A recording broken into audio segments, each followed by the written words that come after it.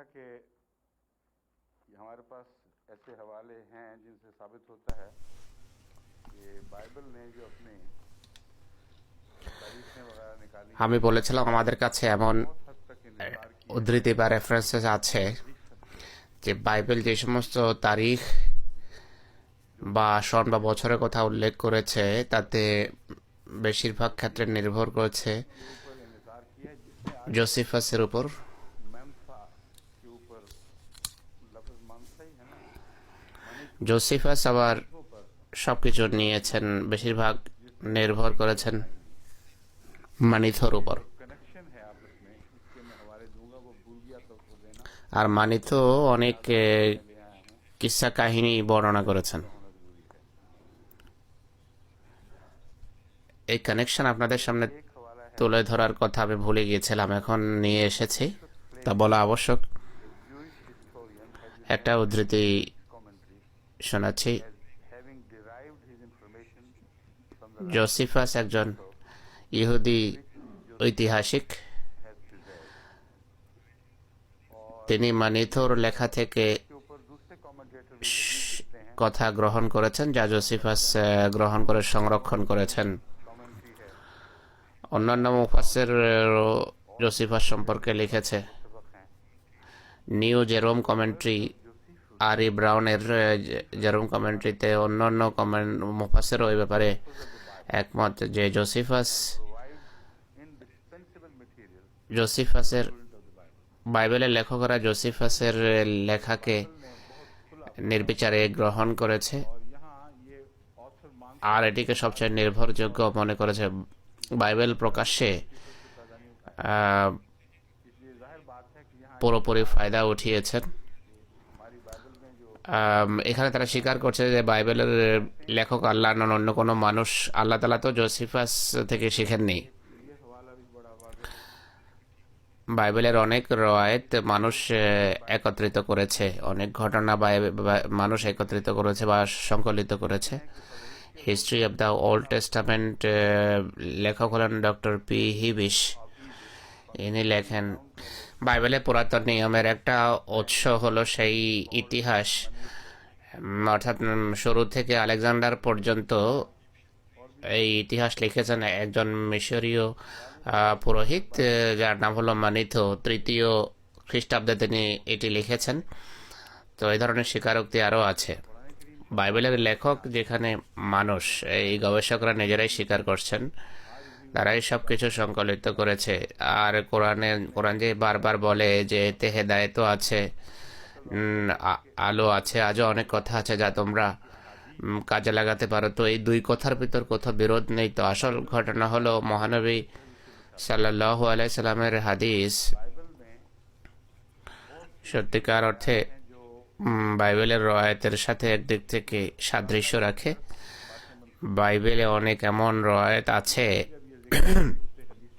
অনেক এমন কথা আছে যা আল্লাহর সাথে সম্পর্কযুক্ত বলে মনে হয়। হাদিসে যখন এমনটির উল্লেখ দেখা যায়, এটিকে বলা হাদিসে কুদসি। কোরআনের ওহীর সমপর্যায়ের নয়, কারণ মানুষ তা বর্ণনা করেছে।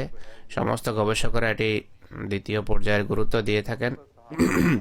কিন্তু সকল হাদিসের ভিতর সবচেয়ে বড় এবং গ্রহণযোগ্য হাদিস সেগুলো যেগুলোকে হাদিসে কুদসি বলা হয়। সাহাবীরা বর্ণনা করেছেন, রাসূলুল্লাহর সাথে সম্পর্কযুক্ত করেছেন, আর রাসূলুল্লাহ সেটিকে আল্লাহর সাথে সম্পর্কযুক্ত করেন, বলেন যে আল্লাহ তাআলা আমাকে এই কথা বলেছেন। হাদিসে কুদসির যে মর্যাদা তা বাইবেলের কোনো কোনো রওয়ায়াতের সাথে সামঞ্জস্যপূর্ণ মনে হয়। সেই সমস্ত রওয়ায়াত যাতে আল্লাহর নির্দেশ দেখা যায়, তাতে সেই নূর বা আলো আছে। আর যে সমস্ত রওয়ায়াত বা ঘটনা সংরক্ষিত আছে मगर एक पहलू से নবীদের জীবনীর উপর আলোকপাত করে, তা কিছুটা সুরক্ষিত, গোজামিল মুক্ত, কিন্তু একদিক থেকে তা অনেকটা ক্ষতবিক্ষত, যেখানে তাদের ভালোবাসা বা আল্লাহর প্রশংসার গান যেগুলো আছে এগুলো কোনো মিথ্যাবাদী বলতে পারে না, এত জোরালোভাবে খোদা প্রেমের কথা বলতে পারে না। মিথ্যাবাদী এমন কথা বলতেই পারে না। হ্যাঁ, কোনো ব্যক্তি নিজে যদি দাবি করে আর দেখাতে চায় যে আমি আল্লাহকে ভালোবাসি, সেটি ভিন্ন কথা। তার কথার ধরন তাকে মিথ্যাবাদী প্রমাণ করে। এখানে সেই বিস্তারিত আলোচনার কোনো প্রয়োজন নেই, শুধু পার্থক্য আপনারা মাথায় রাখবেন। একটা দিক সংরক্ষণ করা হয় ঐশী পুস্তকে, তা হলো ভবিষ্যৎবাণী। ভবিষ্যৎবাণী যতদিন পুরা না হয় আল্লাহ তাআলা স্বয়ং এর হেফাজত করে থাকেন, এতে পরিবর্তন আসতে দেন না। যদি ভবিষ্যৎবাণী পুরা না হয় আর এতে আর নির্ভরযোগ্যতা থাকে না যদি আল্লাহ হেফাজত না করেন। তাই বাইবেলে ভবিষ্যৎবাণী যতদিন কোরআন মোহাম্মদ রসুল্লাহর উপর প্রযোজ্য দেখায়নি, ততদিন তার নিরাপদ ছিল, সুরক্ষিত চলে আসে। যখন এই দাবি যেদিন করেছে যেটি মোহাম্মদ রসুল্লাহর ক্ষেত্রে প্রযোজ্য, তখনই এতে পরিবর্তন আনা আরম্ভ হয়েছে। তো ভবিষ্যৎবাণীতে পরিবর্তন আসে তখন মানুষ করে, যখন এক ব্যক্তির ক্ষেত্রে তা পুরা হয়ে যায়, মানুষ হীন স্বার্থে এরপর তা পরিবর্তনের চেষ্টা করে। তো বাইবেলে জ্যোতি আলো আছে আর হেদায়েতও আছে, সঠিক পথের দিশাও আছে, মৌলিক শিক্ষার যতটুকু সম্পর্ক আছে, বেশিরভাগ ক্ষেত্রে সেই শিক্ষাও সুরক্ষিত এবং সংরক্ষিত, ততটা সংরক্ষিত যতটা পরবর্তী ঐশী পুস্তক তাকে সমর্থন করে। তো এই দিক থেকে ঈসা সম্পর্কে যে আছে যে মুসাদ্দিকাল লিমা বাইনা ইয়াদাইহি মিনাত তাওরাত, অনেক অনুবাদে যা লেখা হয়েছে তা হলো ইতিপূর্বে যে তওরাত অতিবাহিত হয়েছে, কোরআন তার সমর্থন করতো। বা রসুল্লাহ সম্পর্কেও আছে মুসাদ্দিকাল লিমা বাইনা ইয়াদাইহি মিনাত তাওরাত। उसका भी मैंने देखा है कई तर्जुमों में ये बात ये राह पा गई है कि मुराद इससे ली जाती है जो पहले बाइबल में बातें गुजरी।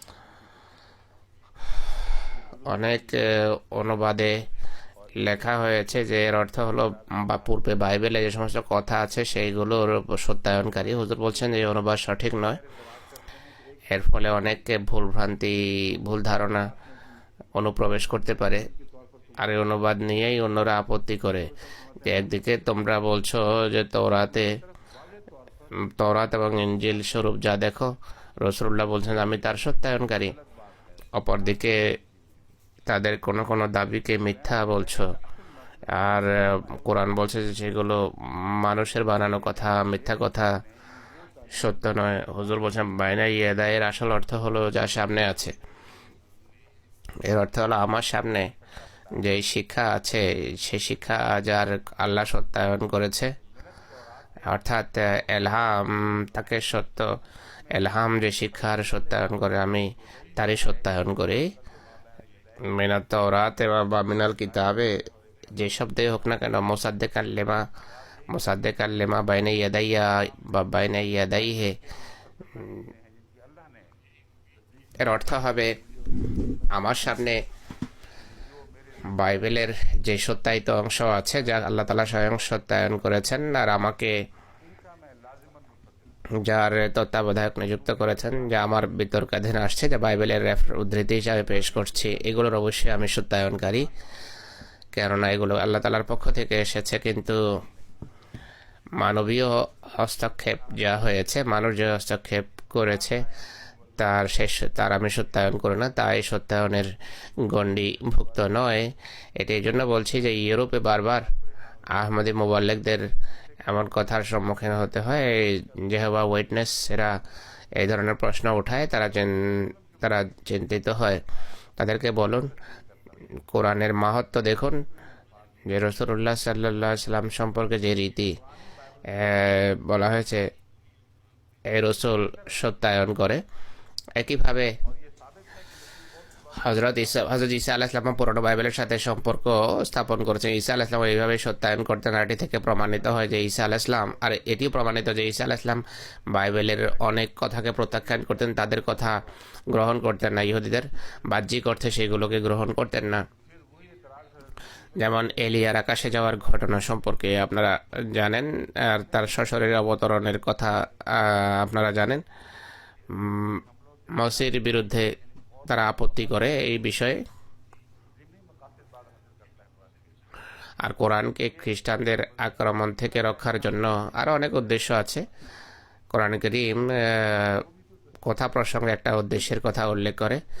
ঈসা আলাইহিস সালাম সম্পর্কে কোরআন এই কথাটি একইভাবে বর্ণনা করেছে যে তারাও তো হযরত ঈসাও সত্যায়ন করতেন তার সামনে যা ছিল, কিন্তু সে সত্যায়ন পুরো বাইবেলের ছিল না, যেটিকে তোমরা বাইবেল বা পুরাতন তওরাত মনে করো। এই বিষয়টা আপনাদের স্মরণ রাখতে হবে।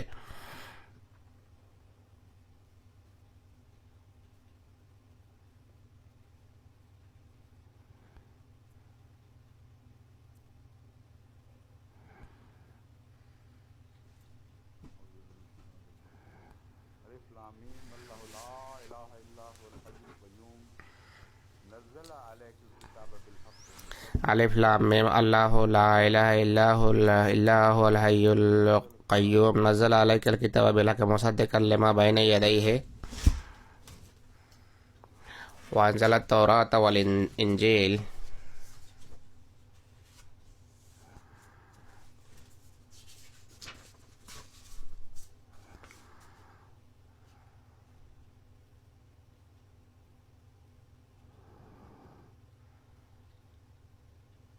मैंने यदा है का मतलब यहाँ दूसरा वाज़ नहीं हो रहा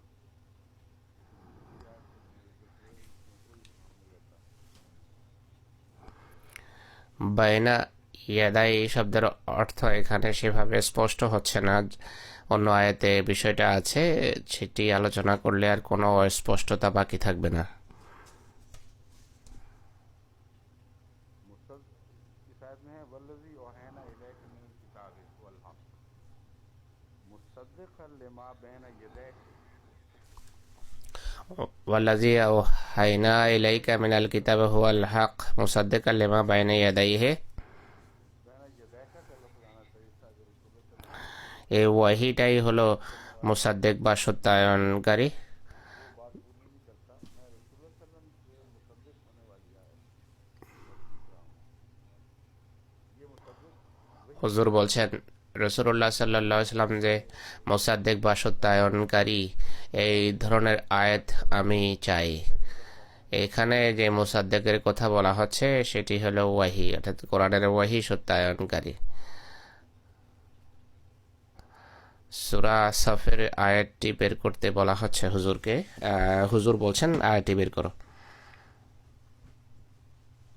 अब यहाँ किताब की तरफ आया है कालू या कौमना इन्ना समयना किताबन उनज़िला मिन बाद मूसा मुसद्दिक़न लिमा बैना यदैहि কালু ইয়া কওমানা ইন্না সামি'না কিতাবান উনজিলা মিন বা'দি মূসা মুসাদ্দিকাল লিমা বাইনা ইয়াদাইহি ইয়াহদি ইলাল হক।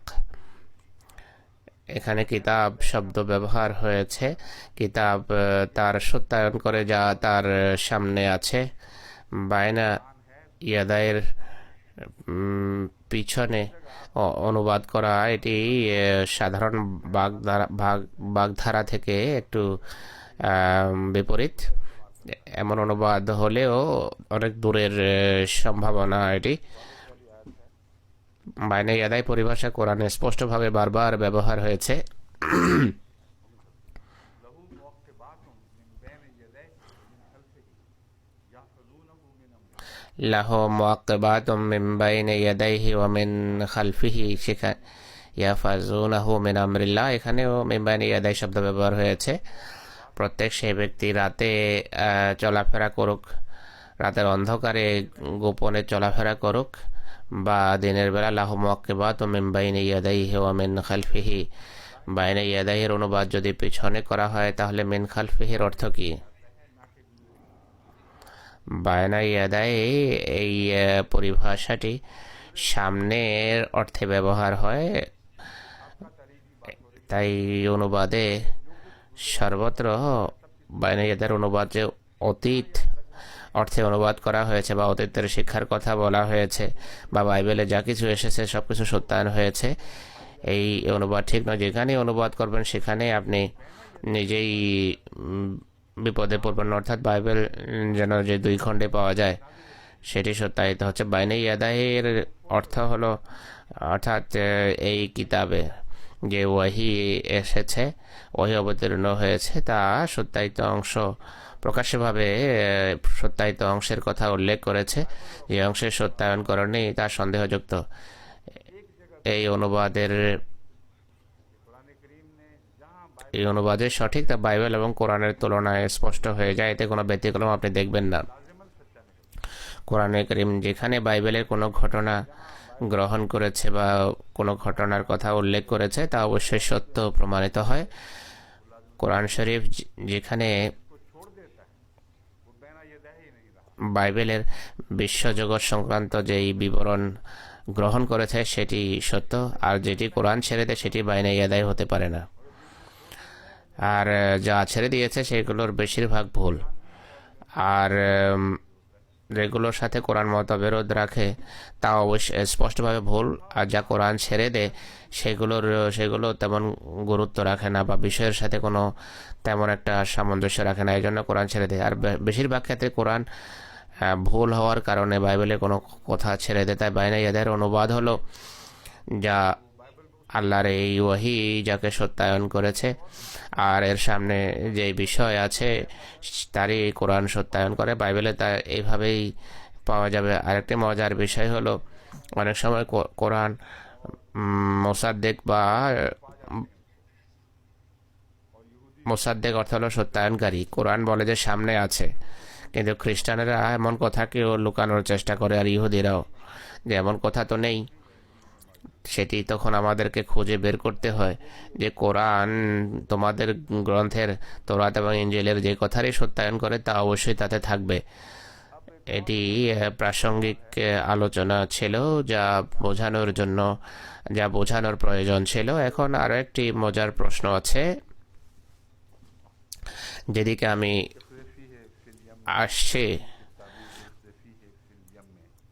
तो मैंने ये कहा था कि ये मुझसे ये এক যে ফি হে ফিল ইয়ামে সংক্রান্ত একটা বিতর্ক এসেছে। এক যে ফি হে ফি তাবুতে, আমি বলেছিলাম যে এই অনুবাদ আমি ভুল করেছিলাম। আমি এক জেকে পৃথক ভাবছিলাম আর ফি হেকে পৃথক শব্দ ভাবছিলাম, কিন্তু অনুবাদ সঠিক ছিল, অনুবাদ ভুল ছিল না। অর্থ তাই দাঁড়ায়। অর্থ হলো একে তাঁবুতে রেখে নদীতে ফেলে দাও। কিন্তু প্রশ্নকারী বড় বুদ্ধিমত্তার সাথে প্রশ্ন করেছেন। सवाल करने वाले ने मुझसे पूछा कि आपने तर्जुमे में जो गलती तस्लीम আমার বিস্তারিতভাবে সে কথা বলা উচিত ছিল। প্রশ্নকারী আমাকে জিজ্ঞেস করেছেন আপনি অনুবাদে যে ভুল স্বীকার করেছেন, ভালো কথা, এটি তাকওয়ার লক্ষণ, কিন্তু যে তাফসীর আপনি করেছেন তাফসীরের উপর এর কী প্রভাব পড়বে এর ব্যাখ্যা আবশ্যক, নতুবা সন্দেহ বাকি থাকবে। আমরা নিশ্চিতভাবে বলতে পারি না যে অনুবাদ পরিবর্তন করলে তাফসীর পরিবর্তন হবে কিনা, বা নাকি তাফসীরের অন্য সমর্থন আছে। এই ধরনের প্রশ্ন করা হয়েছে। আমি বললাম যেটি ভালো প্রশ্ন, আমি এর উত্তর দরসেই দেব। দরসে এর উত্তরের সম্পর্ক এতটুকু, এক যে পৃথক ক্রিয়া আর ফি হেকে হারফে জার এবং হে হলো সর্বনাম। হুজুর বলছেন যে সম্ভাবনার দিক থেকে হতে পারে এমন, কিন্তু এক্ষেত্রে অবশ্যই সঠিক নয়। এর প্রধান কারণ এক জি হওয়া উচিত ছিল, কেননা এক মহিলাকে সম্বোধন করা হয়েছে কাজাফা ইয়াকজেফু। এর ফেল আমার বা ইম্পারেটিভ ক্রিয়া হবে এক্সেফি, আর হি হলো পৃথক, অর্থাৎ একে তুমি রেখে দাও। गलत है तर्जमा, एक से को अलग पढ़ना और फी को अलग पढ़ना गलत है। लेकिन अगला हिस्सा इसका दिलचस्प है, जिससे और बहुत सी बातें ক্রিয়া এক্সে এবং ফিকে পৃথক পৃথক পড়া এটি ভুল, কিন্তু এর পরের অংশ হলো মজার বিষয়। ভুল ভ্রান্তি নিয়ে যদি আলোচনা করেন উপকার হয়। একটি কথা হলো আমি আমার মন ওই দিকে গেল। रुकता है फिर चल पड़ता है, फिर रुकता है फिर चल पड़ता আসলে এটি একটি পুনরাবৃত্তির অর্থ আছে। কোনো কথা বলার সময় কেউ কিছুটা দাঁড়িয়ে যায়, আবার কথা আরম্ভ করে, আবার দাঁড়িয়ে যায়, আবার কথা আরম্ভ করে। আর কথার পুনরাবৃত্তির সাথে মৌসার সম্পর্ক এত গভীর, এত মজার বিষয় যে যখনই আমি এই আয়াত সম্পর্কে ভেবেছি, এক্সের সম্পর্কিত অংশ আমার দৃষ্টির আড়ালে ছিল, যে আর শব্দের যে প্রভাব তা আমাকে বয়ে নিয়ে যায়, যেন কথার পুনরাবৃত্তি হচ্ছে এক্সে ফি হে, অর্থাৎ এতে মূসাকে রেখে দাও, এই তাঁবুতে মূসাকে রেখে দাও বা ঝুড়িতে রেখে দাও। এটি মূসার কথা বলার পদ্ধতি। দেখুন খোদা তাআলা কিভাবে হেফাজত করেন, তার একটি প্রমাণ এতে রয়েছে। কোরআন শরীফ থেকে খোদা সম্পর্কে একটা ধারণা সামনে আসে।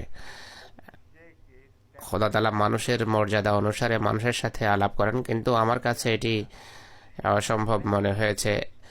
এক বাচ্চার তোতলামিকে আল্লাহ তাআলা পুনরাবৃত্তি করছেন। আমি সেখানে বলেছি যে শুধু এই কারণে কথাটি সঠিক হতে পারে না, অন্য কোনো উদ্দেশ্যও আছে। শুধু তোতলামির অনুকরণ, তোতলামি করা মূসার মতো, এটি আল্লাহর মহিমা পরিপন্থী। অতিরিক্ত অর্থ যদি করেন, অর্থাৎ তার সাথে ভালোবাসার দিকটা যদি প্রকাশ করতে চান, তাহলে সঠিক। তাই আমি সেই অর্থ বর্ণনা করেছি যা আমার মতে সঠিক হতে পারে।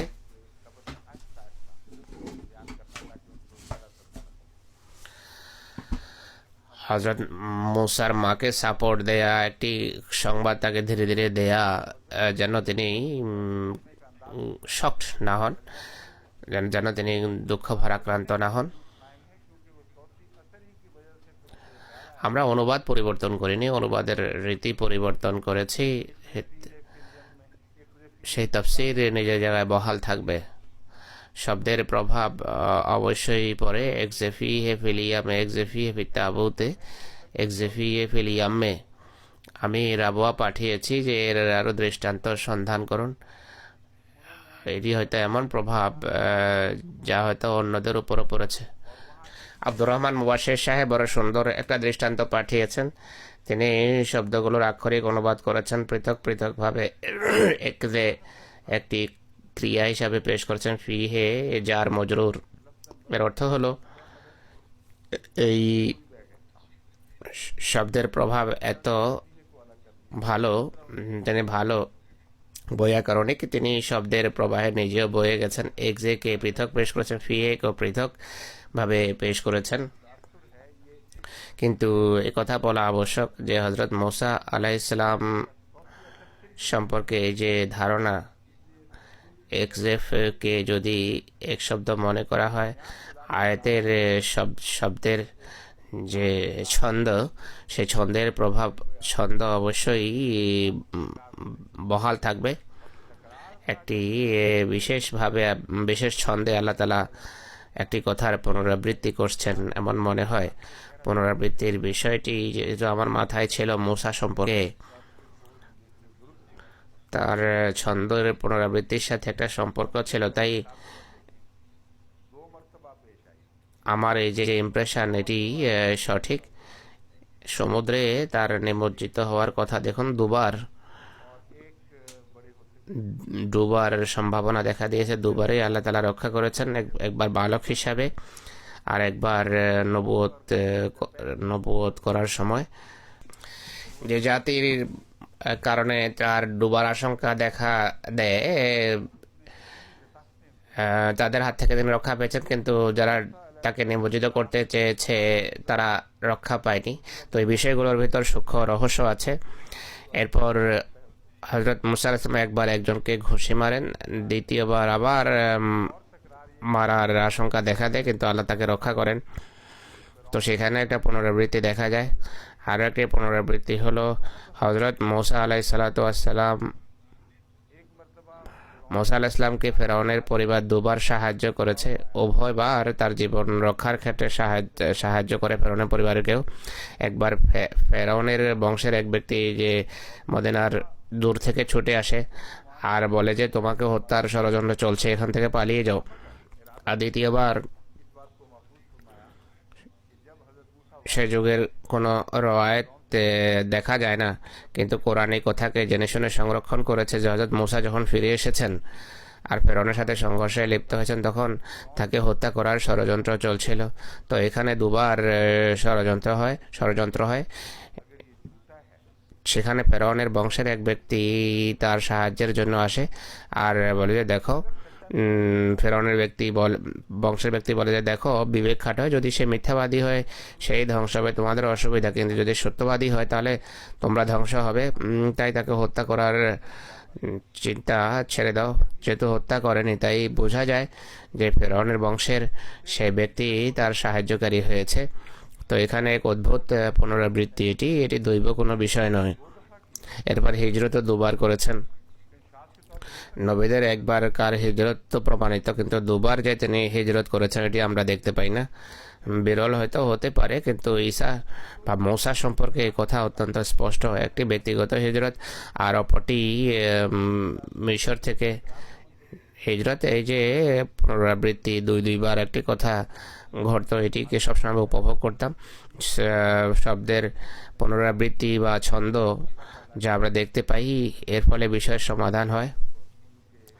তো তাফসীর মোটেই প্রভাবিত হয়নি অনুবাদ পরিবর্তনের ফলে। আল্লাহর বান্দাদের প্রতি ভালোবাসা এবং তাদের রীতি অবলম্বন, তাদের রীতিতে তাদের পদমর্যাদা অনুসারে তাদের সাথে বাক্যালাপ,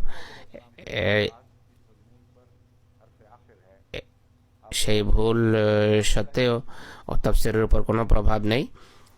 মসিমদের উদ্ধৃতি পূর্ব এই সম্পর্কে।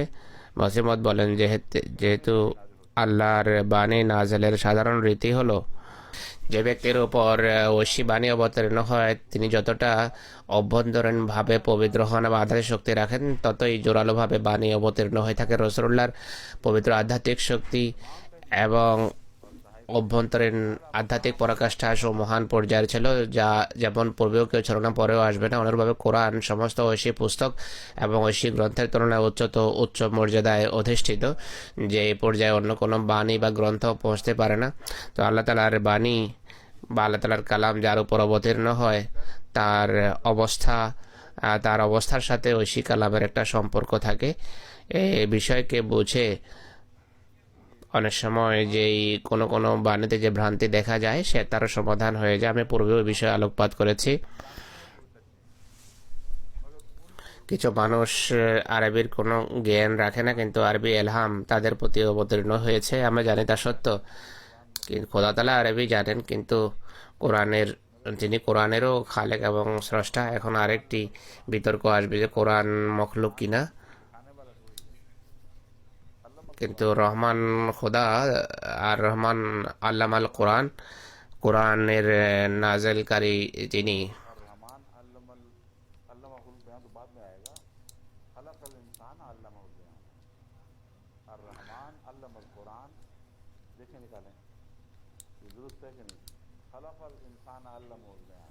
আর রহমান আল্লামাল কুরআন খালাকাল ইনসান ওয়া আল্লামাহুল বায়ান।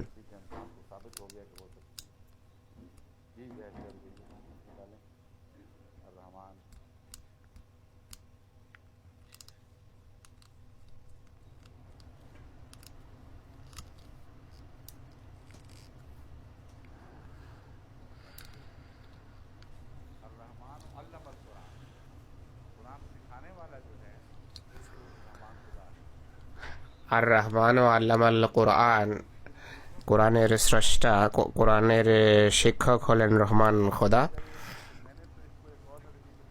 কিন্তু অন্যদের সাথে যখন কথা বলেন কালামের মান তেমন থাকে না। আমি একটি ভিন্ন দৃষ্টিকোণ থেকে তা পেশ করেছিলাম। আমি সেটিকেও সঠিক মনে করি। হযরত মসিহে মওউদ ইসলামের যে তত্ত্বজ্ঞানপূর্ণ উদ্ধৃতি আমি পড়লাম তা এই বিষয়টাকে একটা ভিন্ন আঙ্গিকে বর্ণনা করছে। আমি বলেছিলাম, আমার মতে প্রত্যেক মানুষের ভিতর একটা রিসেপশন সেট বা গ্রহণ করার একটা যোগ্যতা থাকে। যেভাবে রেডিও স্টেশন যত জোড়া শক্তিশালী হোক না কেন, যদি রেডিও সেট দুর্বল হয় তাহলে আওয়াজ কিন্তু দুর্বল আসবে। অনেক সময় দুর্বল রেডিও স্টেশন হলেও রেডিও যদি ভালো হয় দূর থেকেই সেটি শব্দ রিসিভ করে। যদি মানুষের ভিতর রিসিভিং সেট না থাকে ওয়াহির বিষয়ে আম, বৃথা যায়, কোনো প্রমাণ নেই, কারণ বাইরের আওয়াজ তো আসে না, ভিতর থেকে আওয়াজ সৃষ্টি হচ্ছে।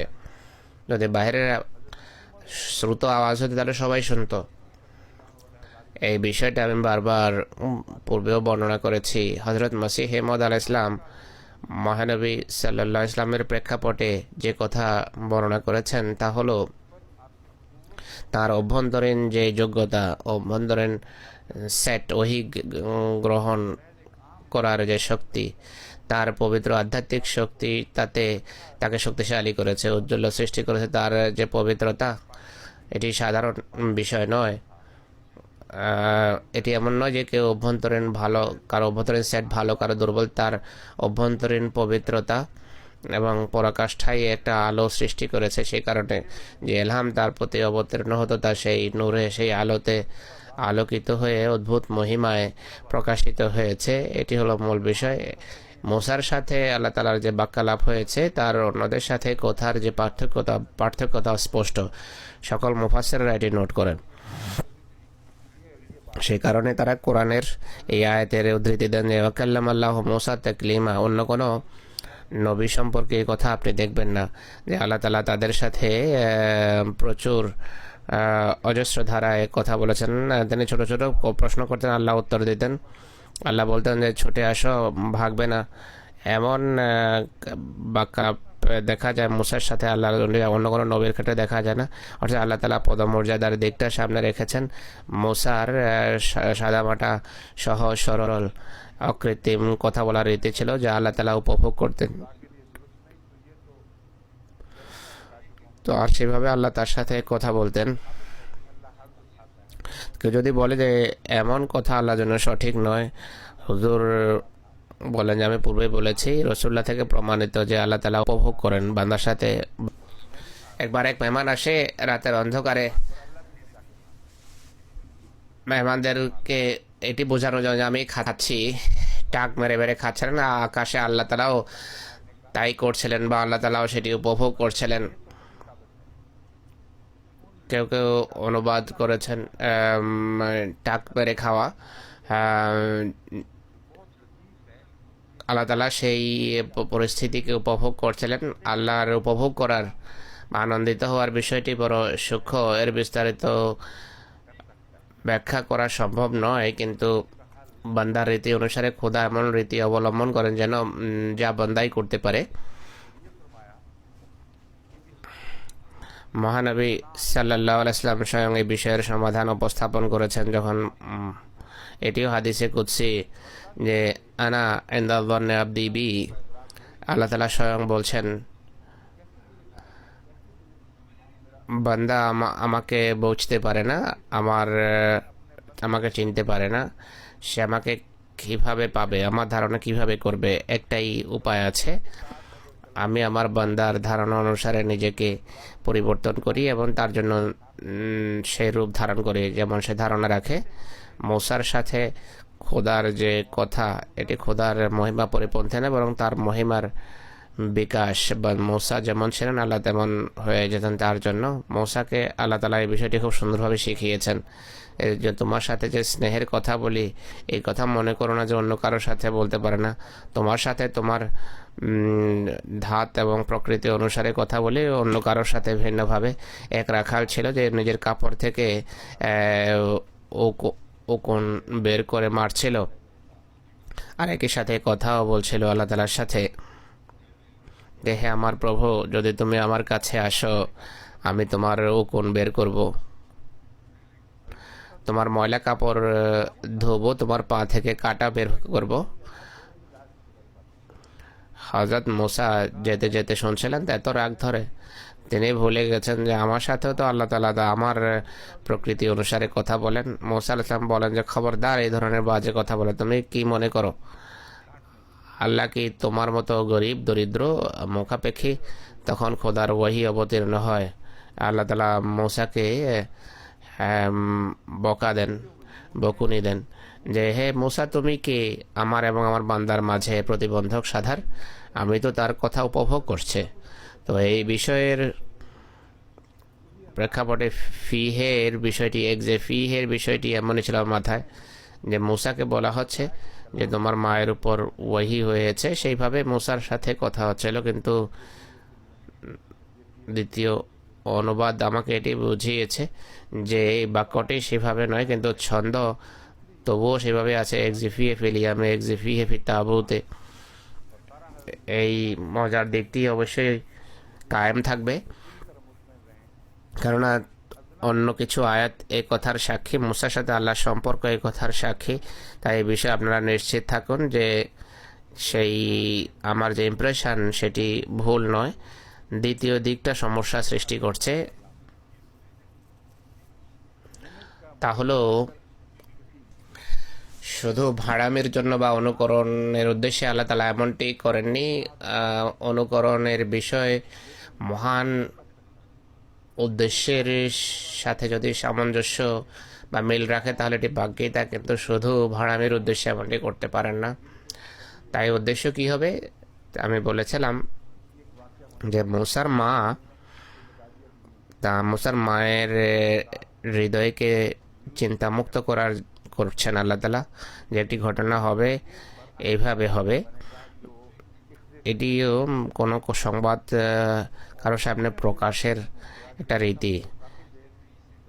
এ বিষয়ের বিপরীত অর্থ সেটি দাঁড়াবে যা এক্সেফি থেকে সৃষ্টি হয়, আর অনেকক্ষণ আমাকে এটি নিয়ে গবেষণা করতে হয়েছে। তাই আজকে এই বিষয়টি বোঝার পর আপনাদেরকে আমি বোঝাচ্ছি। আমি প্রথমে ভাবিনি এক্সে শব্দ একটা পৃথক শব্দ। একইভাবে আব্দুর রহমান মুবাশির সাহেব হয়তো এটি অনুবাদ করেছেন যে তাকে রেখে দাও তাঁবুতে। আমার এক্সের যে অনুবাদ করেছি কারণ কিন্তু এটি ছিল না। পরে আমি সন্ধান করলাম যে এক্সে আসলে জিনিসটা কি, অর্থ কি ভাবা উচিত, যে সেই বিষয়ে বা যে কথা বলেছি সেতে এটি আসলে কোনোভাবে খাপ খায় কিনা। এক্সেকাজিয়ন সেই কুটাকে বলা হয় যা চোখে পড়ে।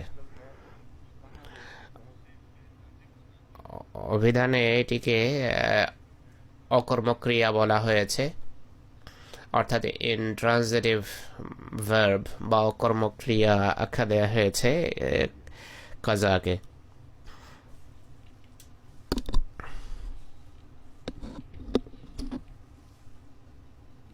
यानी तिनका पड़ गया आंख। और दूसरा मुस्लिम में यह था कि एक तरफ लग गया, অর্থাৎ চোখে কুটা পড়েছে। में यह था कि पानी पे पड़ा हुआ तिनका तिरक এর দ্বিতীয় অর্থ হলো এক সাইডে লেগে গেছে। चौथा यह था कि তৃতীয় অর্থ হলো পানিতে যেই কুটা পড়েছে তা ধীরে ধীরে তীরে এসে গেছে। আর চতুর্থ অর্থ হলো পানির উপর যে কুটা ভাসে, তার জন্য কাজ শব্দ ব্যবহার হয়। তখন আমি ভাবলাম যে আমার কথার কিছুটা সমর্থনের ফলে পাওয়া যায়, কিন্তু এটি ভুল ধারণা। বাহ্যত এটি ভালো বিষয় মনে হচ্ছে যে ছোট বাচ্চা পানির উপর একটা ছোট কুটার মতো ভাসছে, কিন্তু নদী তাকে উপকূলে নিয়ে আসছে ঢেউ।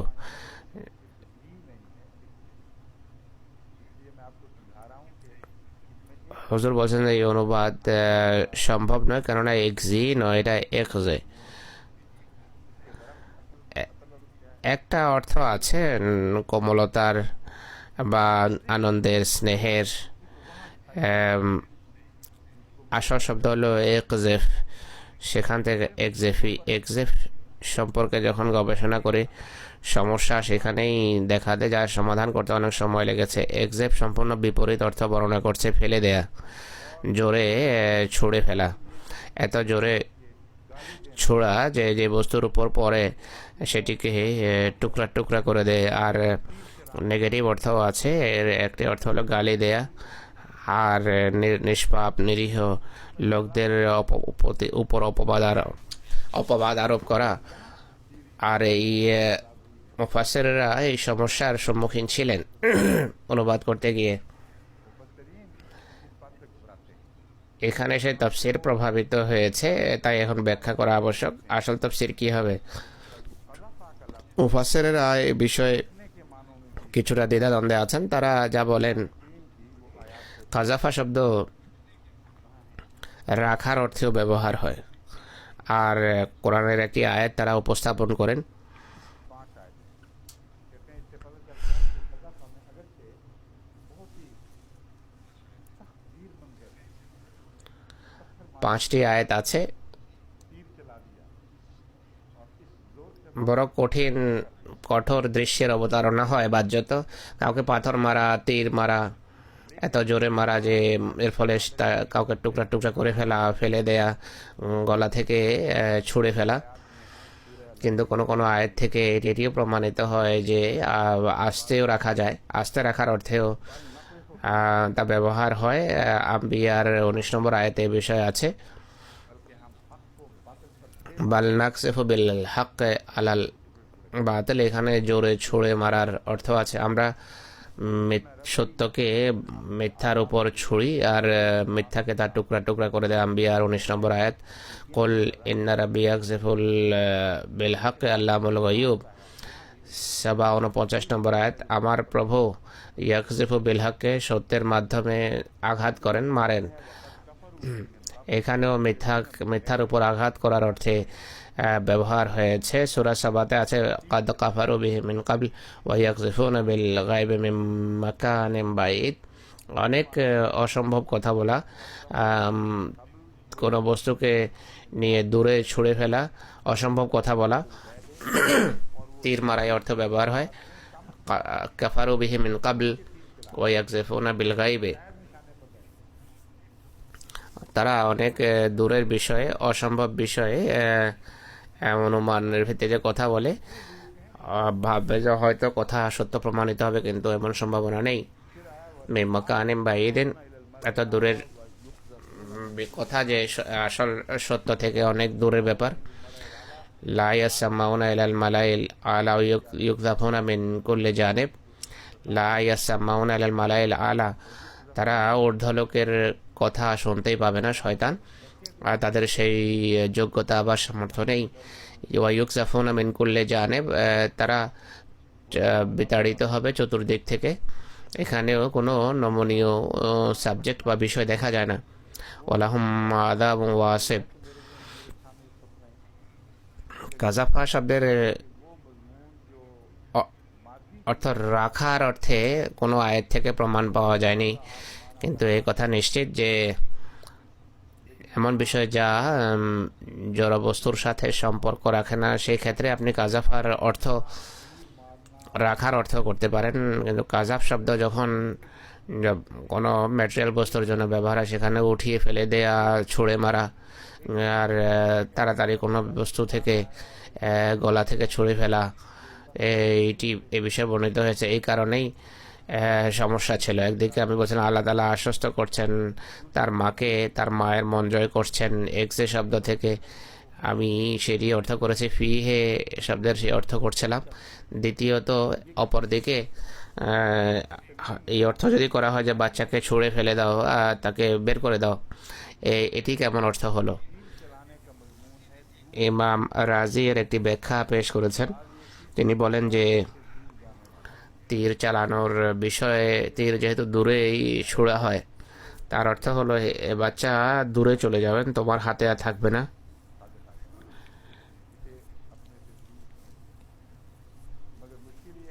সমুদ্রে রাখার জন্য এক্সেপ শব্দ ব্যবহার হবে, কিন্তু নদী বা সমুদ্রের জন্য তো এটি ঠিক আছে। যেই সিন্ধুক সামনে ছিল তাতে বাচ্চাকে ছুঁড়ে বা জোরে রেখে দেওয়ার ব্যাখ্যা কোত্থেকে আসলো? ভাবার এবং চিন্তার পর আমি যা বুঝেছি সেই বিষয়ে আমি নিশ্চিত। অনেক সময় একটা ভুলের কারণে অন্য সমস্যার সমাধান হয়। কোরআনের সৌন্দর্য এটি, কোনো ভুল হলেও আল্লাহ মূল বিষয়ের হেফাজত করেন এবং এর সুফল আল্লাহ তাআলা প্রকাশ করেন। আমি এখন এ, যে বিষয়টা বুঝতে পেরেছি তা হলো মায়ের ভীতি দূর করা যতটুকু সম্পর্ক আছে তার সাথে আয়াতের আরেকটি অংশ আছে। আল্লাহ তাআলা বলছেন যে চিন্তা করো না, নদীর পানি তাকে বাহিরে নিক্ষেপ করবে, সে ডুববে না। এই আল্লাহ তাআলা সরাসরি স্পষ্ট ভাষায় তাকে নিশ্চয়তা দিয়েছেন, কিন্তু কথার রীতি এমন ছিল না। আল্লাহর ভাষার রীতি এমন হওয়ার কারণ হলো, আমি মনে করি মূসার তাৎক্ষণিক বিপদ ছিল। ফেরাউনের মানুষ সন্ধান করে সেই ঘরে আসছিল যে ঘরে কোনো বাচ্চার জন্ম হয়েছে। আল্লাহ তাআলা দিক নির্দেশনা দিচ্ছেন যে একে দুধ পান করাও, আর সেই নির্দেশনার অধীনে তিনি নিশ্চিন্ত হয়ে দুধ পান করাছিলেন যে কিছু হবে না, আল্লাহ আমাকে জানিয়েছেন। তখন হয়তো তিনি তখন হয়তো ফেরাউনের লোক এসেছে যে অমুক বাচ্চা, অন্য জায়গায় এক বাচ্চা আছে, তা ফেরাউনের সৈন্যরা তার সন্ধানে বেরিয়েছে। তাৎক্ষণিক ঝুঁকি ছিল। মাকে আল্লাহ তাআলা তখন জাগ্রত করছেন যে এখন আর নিশ্চিন্তে বসে থাকার সময় নেই, তাড়াতাড়ি করো, এখনই তাকে বের করার কথা চিন্তা করো ঘর থেকে, এখনই। এটি জরুরি পরিস্থিতি। সেখানে কাজাফা শব্দের সেই অর্থ অপ্রকাশ পায়। অথবা এমন ক্ষেত্রে কঠোর কোনো ভাষা ব্যবহার করা ঠিক মনে হয় না, কিন্তু এই বিষয়ে এভাবে যদি বিষয়টা নেওয়া হয় তাহলে খাপ খেতে দেখা যায়। আল্লাহ বলছেন যে ফেলে দাও তাকে নদীতে, আমরা নিরাপত্তার নিশ্চয়তা দিচ্ছি, তো তাড়াতাড়ি করো এবং একে বের করে দাও। তো এই হলো পুরো বিষয়, যা তাফসীরকে কতটা প্রভাবিত করেছে আর এর কারণ কী ছিল তা আমি আপনাদের সামনে স্পষ্ট করলাম। সমস্ত মুফাসসির এই বিতর্কে লিপ্ত যে কাজাফা যে একটা কঠোর অর্থ রাখে, আর এর প্রভাব থেকে কিভাবে মুসা আলাইহিস সালাম মুক্ত হলেন। অনেকেই বলে যে এর অর্থ হলো নোংরা গালি দেয়া, বাজে কথা বলা। তো এক্ষেত্রে কি অর্থ হবে? হযরত ইমাম রাজি যে দূরত্বের অর্থ করেছেন যে তাকে দূরে ফেলে দাও, আর শুধু দূরত্বের অর্থই নয়, হুজুর বলছে বরং তাড়াতাড়ি তাকে বের করে দাও। পরিণামের যতটুকু সম্পর্ক আছে বের করো আগে, বাকি পরিণামের জন্য আমি ব্যবস্থা করব। কেউ ছোট একটি প্রশ্ন যে করেছিল, আমি তার প্রতি কৃতজ্ঞ, যে অত্যন্ত আবশ্যকীয় একটা প্রশ্ন ছিল। এদিকে যদি এই প্রশ্ন যদি না করা হতো তাহলে এই বিষয়ের দিকে আমার দৃষ্টিই যেত না।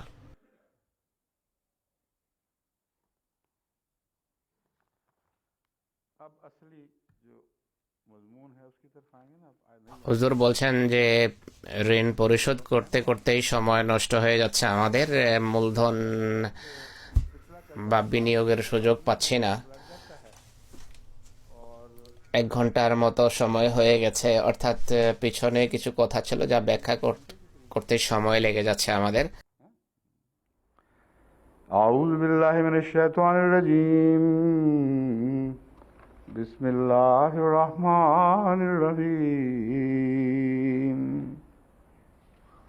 إن في خلق السماوات والأرض واختلاف الليل والنهار لآيات لأولي الألباب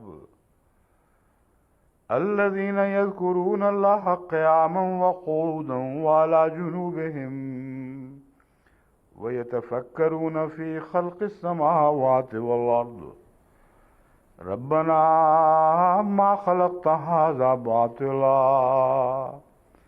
سبحانك فقنا عذاب النار।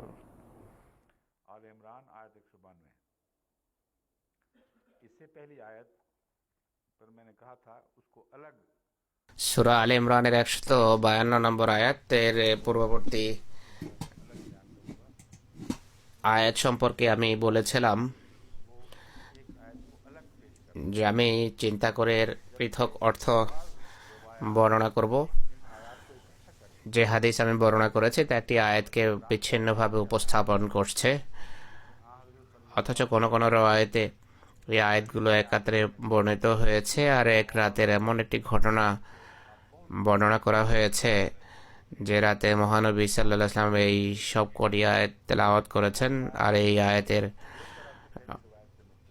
অন্তর্নিহিত বিষয়ের একটা বিশেষ প্রভাব ছিল তার উপর। কিন্তু সেই রওয়ায়াতগুলো পূর্বের রওয়ায়াত থেকে দুভাবে ভিন্ন। হযরত আয়েশার ঘরের ঘটনা বর্ণনা করা হয়নি, বরং অন্য ঘরের ঘটনা বর্ণনা করা হয়েছে এক রওয়ায়াতে। আর দ্বিতীয় পার্থক্য হলো সারা রাতের জাগার কথা বলা হচ্ছে না, বরং তাহাজ্জুদের সময় জাগার কথা বলা হচ্ছে। আমি পূর্বে যে ঘটনা তুলে ধরেছিলাম তাতে সারা রাত জেগে দোয়া করার কথা ছিল। এই আয়াতগুলো সামগ্রিকভাবে হুজুর খুব পছন্দ করতেন এবং গভীর প্রভাব পড়তো তার উপর। তিনি আয়াতগুলো নিয়ে অনেক চিন্তা করতেন, ভাবতেন। তাই এই বিতর্ক আমি পরে নেব। প্রথমে এটি বলতে চাই যে আয়াতের যে একটি অর্থ পূর্বে বর্ণনা করেছি তা কোরআনের বিষয়ের আন্তঃসম্পর্ক তুলে ধরার জন্য আবশ্যক। বিরোধীদের অপচেষ্টা, তাদের দুর্ব্যবহার, অপবাদ আরোপ, আর বলা যে তারা তোমাকে এইভাবে এইভাবে বিরক্ত করবে, এরপর হঠাৎ করে এই বিষয়টি মাঝখানে কিভাবে আসলো। আর মহানবীর অসাধারণভাবে কৃতজ্ঞ হওয়ার বিষয় থেকে আমি এটি মনে করি, আর এখনও এটি আমার ধারণা, মহানবী কোনো শুভ সংবাদ পেয়ে থাকবেন সাল্লাল্লাহু আলাইহি ওয়াসাল্লাম। অথচ এই একই ধরনের আয়াত অন্যান্য সূরায় অন্যত্র কোরআনে আছে। ইখতিলাফ শব্দ সেখানে ব্যবহার আছে, ব্যবহৃত হয়েছে। আকাশ এবং পৃথিবীর পরিবর্তনের কথাও আছে। সেই এ বিষয়ে এত বেশি কৃতজ্ঞ হওয়া হযরত আয়েশার উপরে এত প্রভাব পড়েছে যে ইন্তেকালের দীর্ঘদিন পর যখন তাকে প্রশ্ন করা হয়, তিনি বর্ণনা করতে গিয়ে কাঁদতে থাকেন। এত প্রভাবিত ছিলেন, সহ্য হচ্ছিল না। কাঁদতে কাঁদতে তিনি এটি বর্ণনা করেছেন। সারা রাত রাসূলুল্লাহ এইভাবে আল্লাহর দরবারে কেঁদেছেন। তো এই আয়াতে বিশেষ কোনো বিষয় বর্ণিত হয়েছে যা বিষয়ের ধারাবাহিকতায় খাপ খায়, এর সেই অর্থই করা উচিত যা আয়াতের বিষয়বস্তু আমাদের কাছে দাবি রাখে। আর তা হলো রাত থেকে দিন বের হবে। ইখতিলাফ ফিল লাইলি ওয়ান নাহার, রাত এবং দিবসের পরিবর্তনে কিছু নিদর্শন আছে। সেই নিদর্শন কি? মানুষের তাকদীর পরিবর্তনের সাথে এই বিষয়ের কি সম্পর্ক? জাতিগত উত্থান এবং পতনের যে বিষয়, তার সাথে এই বিষয়ের সম্পর্ক কি? পরের আয়াতগুলো এই বিষয়ের উপর আলোকপাত করছে আমার মতে। তাই এটি একটি ধারাবাহিক বিষয়। তা তুলে ধরার পূর্বে আপনাদের সামনে মুফাসসিররা কি বলেছেন, তারা কি বিতর্ক করেছেন, তা আপনাদের সামনে আমি তুলে ধরতে চাই। ইয়াজকুরুন আল্লাহ কিয়ামা, কিয়ামান বলতে কি বোঝায়, অভিধান কি বলে? সবাই জানে কিয়ামের অর্থ হলো দাঁড়ানো। জিদ্দু কাদা অর্থাৎ বসার বিপরীত শব্দ হলো দাঁড়ানো। বিভিন্ন ব্যবহার রয়েছে আরবি ভাষায় এই শব্দের। অভিধানে তা সংরক্ষিত আছে। কামাল আমর, তাদালা, কামাল মাও, কামাল আমর ভারসাম্যপূর্ণ বিষয় হয়েছে। কামাল মাও অর্থ হলো পানি জমে গেছে। তরল পদার্থের জন্য কামা যখন ব্যবহার হয় তখন সেটি স্থির হয়ে গেছে। কামা আলাইহি দাব্বাত, চতুষ্পদ জন্তু বা সে প্রাণীটি দাঁড়িয়ে গেছে আর হাঁটতে চাচ্ছে না, বসে গেছে। বসার জন্য কামা আলাই শব্দ ব্যবহার হয়। বাহনের বাহকের ইচ্ছার বিরোধী কাজ করলো, সেই জন্য কামা আলাই। কামাল হাক্ক জাহারা ওয়া সাবাতা, সত্য প্রতিষ্ঠিত হলো, সত্য বদ্ধমূল হলো। কামা লাহু জাহরহু, তার কমর তার সাথে দাঁড়িয়ে গেছে। বাহ্যত দৃঢ়তার অর্থে, কিন্তু এর অর্থ হবে তার কোমর ভেঙে গেছে, ব্যথা আরম্ভ হয়ে গেছে, কোমরে ব্যথা। কামাবিহি, যখনই সে দাঁড়ায় কোমরও দাঁড়িয়ে যায়, অর্থাৎ কষ্টের একটা অনুভূতি থাকে।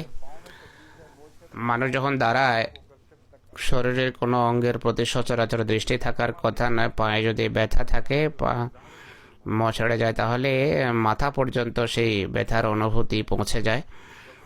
কামাবিহি জাহরুহুর অর্থ হলো তার কোমরে কষ্ট, ব্যথা, যখন সে দাঁড়ায় কষ্ট, মাথা চারা দেয়, এমন ব্যথা আমারও হয়। যতক্ষণ বসে থাকি ব্যথা থাকে না, দাঁড়ালেই ব্যথার অনুভূতি হয়। আরবিতে এমন মজার বিষয় আছে। बिकदा ताद्दलत कीमतहु काम बेअमरिन, আওজাহু কামাল মাতাও বিকাদা कहीं कोई बारिश मांग তাআদ্দালাত কিমাতুহু। এগুলো বিস্তারিত বিষয়। सीधा साधा मिल এই বিষয়ের সাথে সূক্ষ্ম কোনো সম্পর্ক যদি দেখাতে হয়, ভাবলে হয়তো তা পাওয়া যাবে, কিন্তু আমাদের মতে এটি স্পষ্ট বিষয়, প্রকাশ্য বিষয়, কিয়ামের বিষয়, যা সবাই জানে। এখানে এমন বিষয় আসলে আলোচনাধীন। ইয়াদ করুন আল্লাহ কিয়ামান, তারা আল্লাহ তালাকে দাঁড়িয়ে স্মরণ করে। लेकिन यहाँ नमाज নামাজের চিত্র, আল্লাহ তালাকে নামাজে দাঁড়িয়েও স্মরণ করা হয়। এখানে নামাজের কথা বলা হচ্ছে না।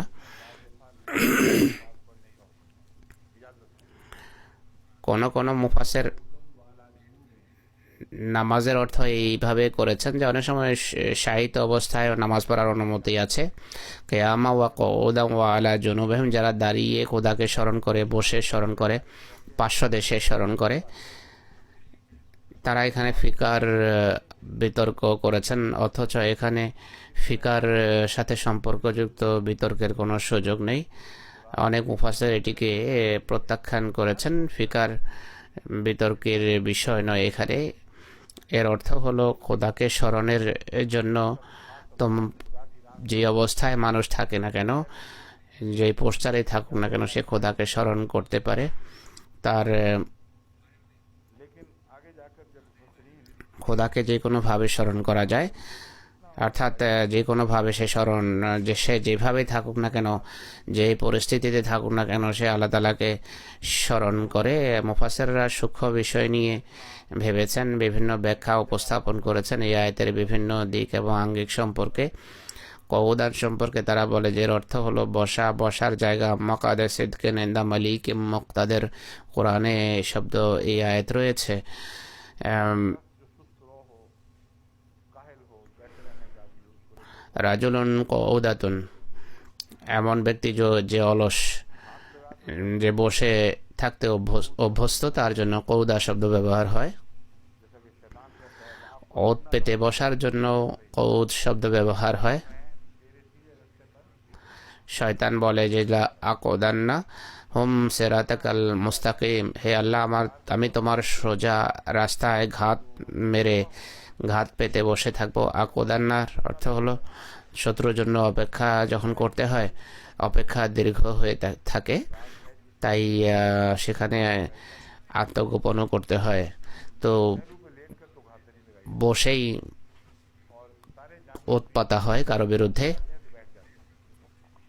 পার্শ্ব দেশে শুয়ে উৎপাতা হয় না। সব বিভিন্ন জন্তু বা পশু যখন উৎপাতে তখন বসে যায়। সিংহের ওই অবস্থায় একই বাঘও তাই করে।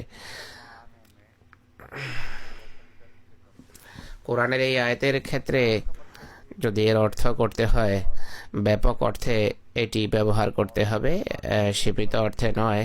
কিয়ামের একটি অর্থ হলো শত্রুর মোকাবেলায় অবিচলতা প্রদর্শন। কাদার একটি অর্থ হলো শত্রুর অপেক্ষা, ধৈর্যের সাথে অপেক্ষা করা, তার জন্য ওত পেতে বসা। তো এই অর্থগুলো অবশ্যই সঠিক। আল্লাহ তাআলার বান্দা সর্বাবস্থায় খোদাকে স্মরণ করে। এখানে বসার অর্থ হলো বসা, আর কিয়ামের অর্থ বাহ্যিকভাবে দাঁড়ানো নয়, বরং শত্রুর মোকাবেলায় যখন মোকাবেলা করে তখনও সে আল্লাহ তাআলাকে স্মরণ করে। যখন সে বসা অবস্থায় থাকে, ওত পেতে থাকে, তখনও সে আল্লাহকে স্মরণ করে। এগুলো সব অনেক দূরের অর্থ। আসল অর্থ আমি বলবো, সেই অর্থগুলো বড় গভীর, অত্যন্ত গুরুত্বপূর্ণ। আর প্রথমে মুফাসসিরদের কথা আপনাদেরকে পৌঁছে দিতে চাই, তারপর মূল কথার দিকে আসবো। মকায়েদ আল ইসলামে জ্যোতির্বিদদের মান মন্দির, সেখানেও দাঁড়ানোর কথা নেই, বরং বসে দীর্ঘক্ষণ বিশ্বজগৎ সম্পর্কে স্টাডি, পর্যবেক্ষণ। এখানে মকায়দা শব্দ ব্যবহার হয়েছে, অবিচলতার সাথে বসে দেখতে থাকা, অনেক এটি গভীর বিষয়। এটি মান মন্দিরে অপেক্ষা করা অনেক বড় ধৈর্যের ব্যাপার। মাছের শিকারের জন্য ধৈর্যের প্রয়োজন, কিন্তু এই দুটোর কোনো প্রতিযোগিতাই নেই, প্রতিদ্বন্দ্বিতা নেই, তুলনায় নেই। বছর পর বছর আকাশের দিকে তাকিয়ে থাকে তারা, যে হয়তো কোনো ঘটনা এমন ঘটে থাকবে। অনেক সময় বহু বছরের পরিশ্রমের কোনো ফসল সামনে আসে। এক ব্যক্তি বসে থাকে, জাগ্রত অবস্থায় যদি বসে থাকে, কোনো কিছু দেখে, কোনো নক্ষত্র যখন দেখে, তার নামে সেই নক্ষত্রের নাম রাখা হয়। কোরআনে মকায়েদ আল ইসলামে সব তাদের অন্তর্ভুক্ত করা হয়েছে যারা সবসময় দৃষ্টি রাখে যে দিগন্তে কি হচ্ছে। তারা সেখানে যেন মান মন্দির বানিয়ে বসে আছেন। এটিও মকায়েদার একটি অর্থ যা মুফাসসিরেরা উল্লেখ করেছেন। ফিকের ইয়াতাফাক্কারুন, ফিকের বলতে কি বোঝায়? ফিকরাতনের অর্থ হলো জ্ঞানকে মালুম বা জানা, আবিষ্কৃত বিষয়ের সাথে সম্পর্ক যুক্ত করা, অর্থাৎ যা জানা আছে, যা আবিষ্কৃত হয়েছে, তার পিছু ধাওয়া করে, সেটি ট্র্যাক করে তার সাথে জ্ঞানকে সম্পর্ক যুক্ত করা, কানেক্ট করা। কাল্পনিক কথা না। যদি কোনো বিষয়ের জ্ঞান থাকে, তাহলে যা কোনো বস্তু আছে যার সম্পর্কে সেই জ্ঞান মানুষ আবিষ্কার করেছে, আবিষ্কৃত বিষয়ের সাথে এই জ্ঞানের কি সম্পর্ক, বা মালুম বিষয়ের সাথে এলমের কি সম্পর্ক, আর এই বিষয়কে ইমামরা আগে ফিকের আখ্যা দিচ্ছেন। তাফাক্কুরের একটি অর্থ হলো নিজের চিন্তা এবং দৃষ্টিকে সর্বত্র পরিচালিত করা, অর্থাৎ বিভিন্নভাবে বিভিন্ন আঙ্গিকে অনুসন্ধান করা, দেখা, দৃষ্টিপাত করা। সর্বত্র আমরা দৃষ্টির তীর চালিয়েছি, চিন্তার তীর চালিয়েছি। মুসিমত বলেছেন, হর তরফ ফিক্র কো দৌড়া কে থকায়া হামনে। মোহাম্মদ রসুল্লাহ ধর্মের মতো কোনো ধর্ম আমরা পাইনি। তাফাক্কুরের এই অর্থই মুসিমদের এই পংক্তিতে আমরা দেখতে পাই।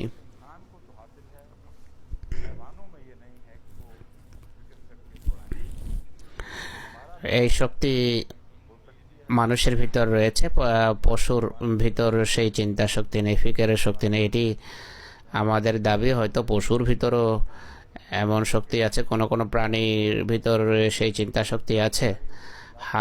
হাতি সম্পর্কে এটি প্রমাণিত। চিতার স্টাইল থেকেও তা বোঝা যায়।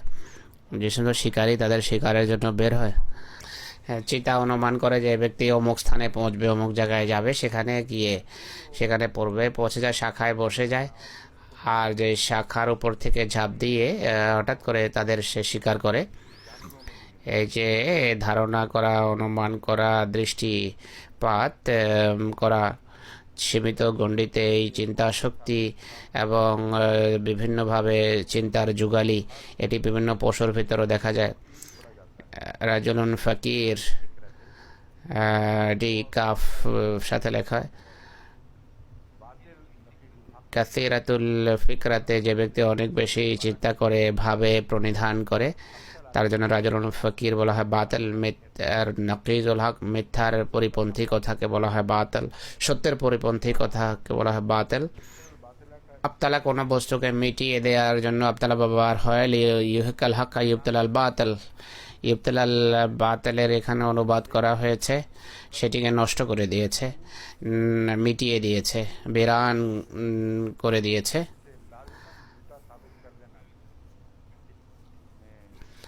কারো মিথ্যা প্রকাশ করা, মিথ্যাবাদী কাউকে প্রমাণ করার জন্য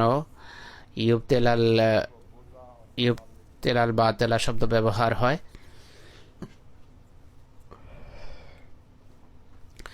মিথ্যাকে অর্থহীন এবং অগ্রহণযোগ্য প্রমাণ করা, এটি ইবতিলাল বাতিলার আরেকটি অর্থ।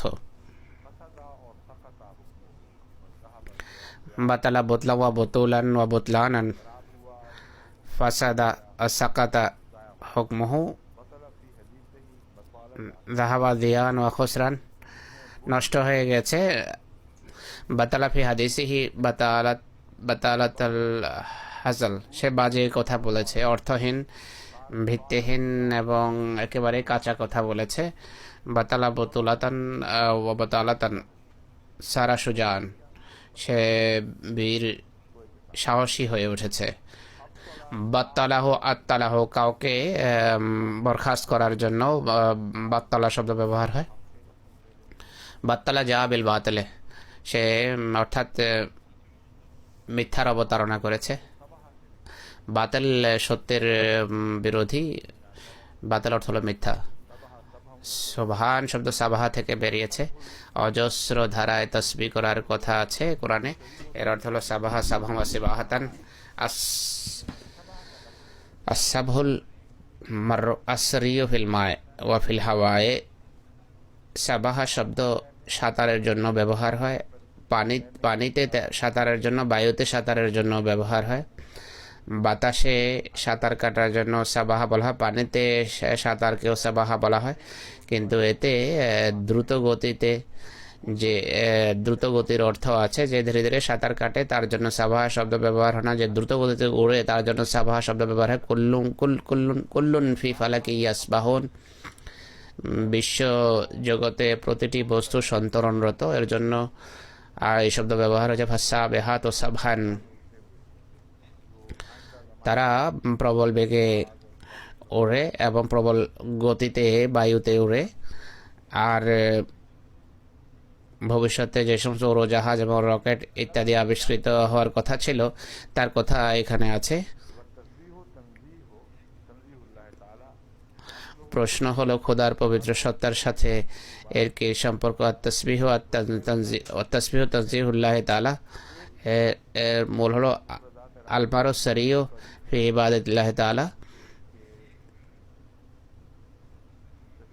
মুফরদাত আরেকটি অর্থ করেছে,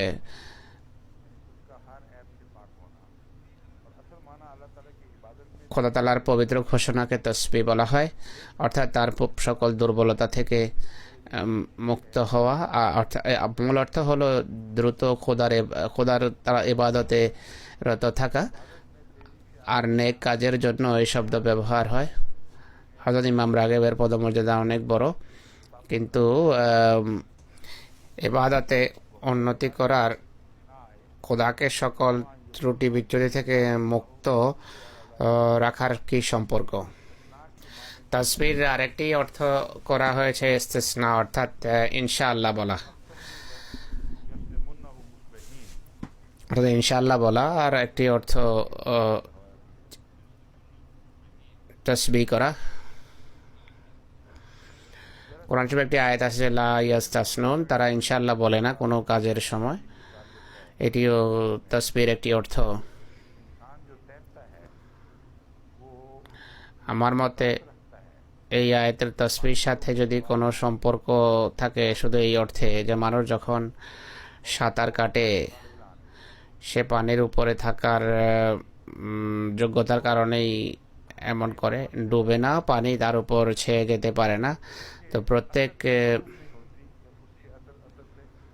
ব্যক্তি যে সে সত্তা যে সকল নেক এবং পাপের সাথে সম্পর্ক রাখে কিন্তু তার দ্বারা প্রভাবিত হয় না। তাসবিহ শব্দের এই অর্থ সঠিক মনে হয় আমার কাছে, বা নিকটতর মনে হয়। যে অর্থে আমরা তাসবিহ করি সেই অর্থের প্রেক্ষাপটে বলছি।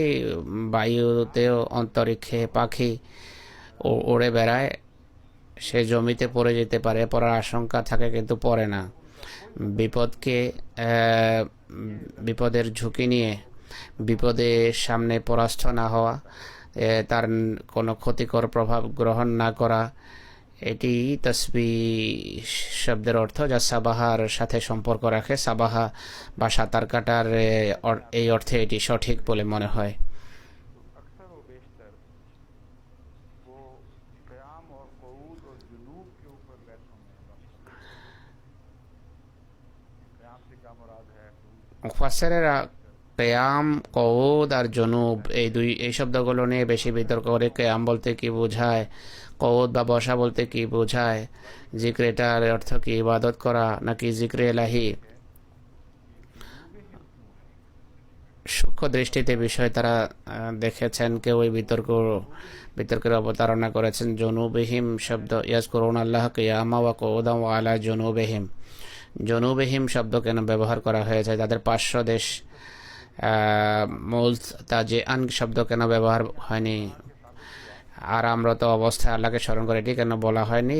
ফিকার বিভিন্ন বিতর্কের অবতারণা করা হয়েছে। অনেকেই বলে যে এর অর্থ হলো, যদি কেউ অসুস্থ হয়, শায়িত অবস্থায় নামাজ যদি পড়তে হয়, তাহলে তার এক পাশে হয়ে নামাজ পড়া উচিত, সোজা চিত বা উপর হয়ে নামাজ পড়া উচিত না। হুজুর বলছেন যে কথা বলা হয়নি। রোগী যেই অবস্থায় খোদাকে বেশি স্মরণ করতে পারে, সেই অবস্থায় পড়া জায়েজ। যদি সে পার্শ্ব দেশে গিয়ে নামাজ পড়তে না পারে, তাহলে এই ব্যাখ্যা সঠিক নয়। হুজুর বলছেন সূক্ষ্ম দিক অনেক তারা উঠিয়েছেন, কিন্তু এত মহান বিষয়কে তারা ছোট ছোট ফিকার চিন্তা করতে গিয়ে নষ্ট করেছেন। এটি এই বিষয়ের মহিমা পরিপন্থী। আরেকটি বিতর্ক যা ওঠানো হয়েছে, আর এটি কিছুটা সঠিকও। হযরত ইমাম রাজি বলেন, মানুষ যখন ভাবে এবং চিন্তা করে, সে চিত হয়ে যদি চিন্তা করে, এটি কঠিন হয়ে যায়। তাই সে পার্শ্ব দেশে শুয়ে এক পাশে শুয়ে চিন্তা করে, আর চিত হয়ে শুয়ে থাকলে ঘুম এসে যায়, আর পার্শ্ব দেশে বা এক পাশে শুলে ঘুম আসে না। এই কথাটা ঠিক নয়। পাশে শুলেই ঘুম আসে, আর চিত হয়ে শুলে বেরোলেই ঘুম আসে। অনেক বাচ্চাকে বাধ্য করা, মাথা ঠিক করার জন্য যে এইভাবে ঘুমাও, তাদের ঘুম এসে যায়, কিন্তু তারপরও তারা এই সাইড চেঞ্জ করার, তারা এক পাশে তারা চিত হয়ে শোয়। রাসূলুল্লাহ সাল্লাল্লাহু আলাইহি ওয়াসাল্লামও এক পাশেই শুতেন, আর এক পাশেই ডান পাশে শুতেন রাসূলুল্লাহ সাল্লাল্লাহু আলাইহি সাল্লাম, আর ঘুমাতেন। তাই ইমাম রাজি সাহেবের এই কথাকে আমরা সরাসরি এইভাবে গ্রহণ করতে পারি না। এখন দেখতে হবে যে আমি পূর্বে যে বিষয়টা বর্ণনা করেছি তার সাথে কথাগুলোর কি সম্পর্ক। এই যে বলা যায় আয়াতে লিউলিল আলবাব, অনেক নিদর্শন আছে তাদের জন্য যারা বুদ্ধিমান। কাদের জন্য? এখন আমি সেই বিষয় নিয়ে আলোচনা করব। ইন্না ফি খালকিস সামাওয়াতি ওয়াল আরদি ওয়া ইখতিলাফিল লাইলি ওয়ান নাহার লা আয়াতিল লিউলিল আলবাব। স্মরণ রেখেও যে যদি বিবেক থাকে, বুদ্ধি থাকে, জিকিরের কথা পরে আসবে, আগে বুদ্ধি বা বিবেকের কথা হচ্ছে। জাতিগত অবস্থা রাতারাতি নিজ থেকেই বদলে যায় না। জাতির কর্মের অনেক বড়, জাতির আচার আচরণের অনেক বড় ভূমিকা থাকে, তাদের সংকল্পের ভূমিকা থাকে। ইন্নাল্লাহা লা ইউগাইয়িরু মা বিকওমিন হাত্তা ইউগাইয়িরু মা বিআনফুসিহিম। আল্লাহ তাআলা কোনো জাতির অবস্থা নিজে পরিবর্তন করেন না, হাত্তা ইউগাইয়িরু মা বিআনফুসিহিম, যতক্ষণ তারা নিজেদের অবস্থায় পরিবর্তন না আনে। তো বিশ্বজগতে যেই পরিবর্তন দেখছো রাত দিনের, এটি নিজ থেকেই আপনি ঘটছে বলে মনে হচ্ছে, কিন্তু তোমাদের ভাবা উচিত এটিকে অত সহজ ভেবো না। জাতির তাকদিরও এমনিতেই আপনি এভাবে বদলে যাবে না। তার জন্য চিন্তা করতে হবে, তোমাদেরকে ভাবতে হবে, আর স্মরণ রাখতে হবে। আর অন্যান্য নিদর্শন যা আছে তা কাজে লাগাও। আমি যে নিদর্শনের কথা বলেছি, সে যে আমি বর্ণনা করেছি তার নিরিখে এই বিষয়টি অবশ্যই সঠিক। এর অর্থ হলো চিন্তা করো, জাতিগত অবস্থা নিজ থেকেই বদলে যায় না। পরিশ্রমের প্রয়োজন, কোরবানির প্রয়োজন, ভাবার প্রয়োজন। চিন্তা ভাবনা ছাড়া তোমরা কখনো পরিবর্তন পরিবর্তিত হবে না। ভবিষ্যতে যে জাতি শক্তি অর্জন করবে তারা চিন্তার ফলে শক্তিশালী হবে। যারা এহলুল্লাহ, যারা খোদা প্রেমিক, তাদের চিন্তা করার দায়িত্ব অন্যদের তুলনায় দ্বিগুণ। পৃথিবীর অন্যান্য মানুষ চিন্তা করে, ভাবে, এই ধারণার বশবর্তী হয়ে যে পৃথিবী দৈবক্রমে সৃষ্টি হয়েছে, এটি মিথ্যা এবং বেকার আর বৃথাও হতে পারে। তারা অর্থহীন মনে করে চিন্তা করে, প্রণিধান করে। তারা এর ভিতর এত কাজের জিনিস পায়, এত নিজেদের চিন্তার ফলে পৃথিবীতে অসাধারণভাবে তারা ছেয়ে গেছে। জাগতিক দিক থেকে তারা ছেয়ে যায়। অদ্ভুত বিষয়, সে মোমেন যাদের সামনে আল্লাহ তাআলা স্বয়ং এ বিষয় বর্ণনা করছেন, তারা চিন্তা ভাবনা ছেড়ে দেবে। এটি বড় অদ্ভুত বিষয়। তাদের চিন্তা করতে হবে, ভাবতে হবে। তারা চিন্তা করে পৃথিবীর যত রহস্য উদ্ঘাটন করবে, সেখানে খোদা তাআলার নিদর্শন দেখবে, খোদার অস্তিত্বের ছাপ দেখবে। তাদের চিন্তা, তাদের ভাবনা, তাদের প্রণিধান সত্য থেকে তাদের দূরে নিয়ে যাবে না, বরং সত্যের দিকে আকৃষ্ট করবে, নিকটতর করবে। আর প্রতিটি সফর তাদের খোদামুখী হবে। এটি হলো এই আয়াতগুলোতে বর্ণিত জেনারেল বিষয়। আমি এর কিছু দিক এখন পরে আপনাদের সামনে আবার তুলে ধরবো। আল্লাযীনা ইয়াযকুরুনাল্লাহা কিয়ামান ওয়া কুউদান ওয়া আলা জুনুবিহিম। প্রথম বলা হয়েছে ইন্না ফি খালকিস সামাওয়াতি ওয়াল আরদি ওয়া ইখতিলাফিল লাইলি ওয়ান নাহার লা আয়াতিল লিউলিল আলবাব। তাদের জন্য আয়াত বা অনেক বড় বড় নিদর্শন আছে এতে। কাদের জন্য আর কাদের কথা বলা হচ্ছে? আল্লাযীনা ইয়াযকুরুনাল্লাহা কিয়ামান ওয়া কুউদান ওয়া আলা জুনুবিহিম। এই দুনিয়ার বস্তুবাদী বিজ্ঞানীদের কথা বলা হচ্ছে না। তাদের জন্য তারা উপকৃত হয় চিন্তা করে, কিন্তু এদের তাতে তো কোনো নিদর্শন নেই। তারা দেখে নিদর্শনমূলক বিষয়কে, কিন্তু উপকৃত হয় না। আর উলুল আলবাব সাধারণ বিজ্ঞানীদের বলা হয়নি। তারাও দিনরাত চিন্তা করে এবং এটি থেকে জাগতিক দৃষ্টিকোণ থেকে লাভবান হয়। কোরআন এই সংজ্ঞা অনুসারে উলুল আলবাব তাদেরকে বলা হয় যারা নিজেদের চিন্তা ভাবনাকে খোদার স্মরণের অধীনস্থ করে। তাদের সমস্ত চিন্তা ভাবনা জিক্রে ইলাহি থেকে আলো লাভ করে। তাদের অনুসন্ধান তাদের সামনে নতুন নতুন তত্ত্বজ্ঞানের বিষয় তুলে ধরে, নতুন রহস্য তারা অবগত হয়।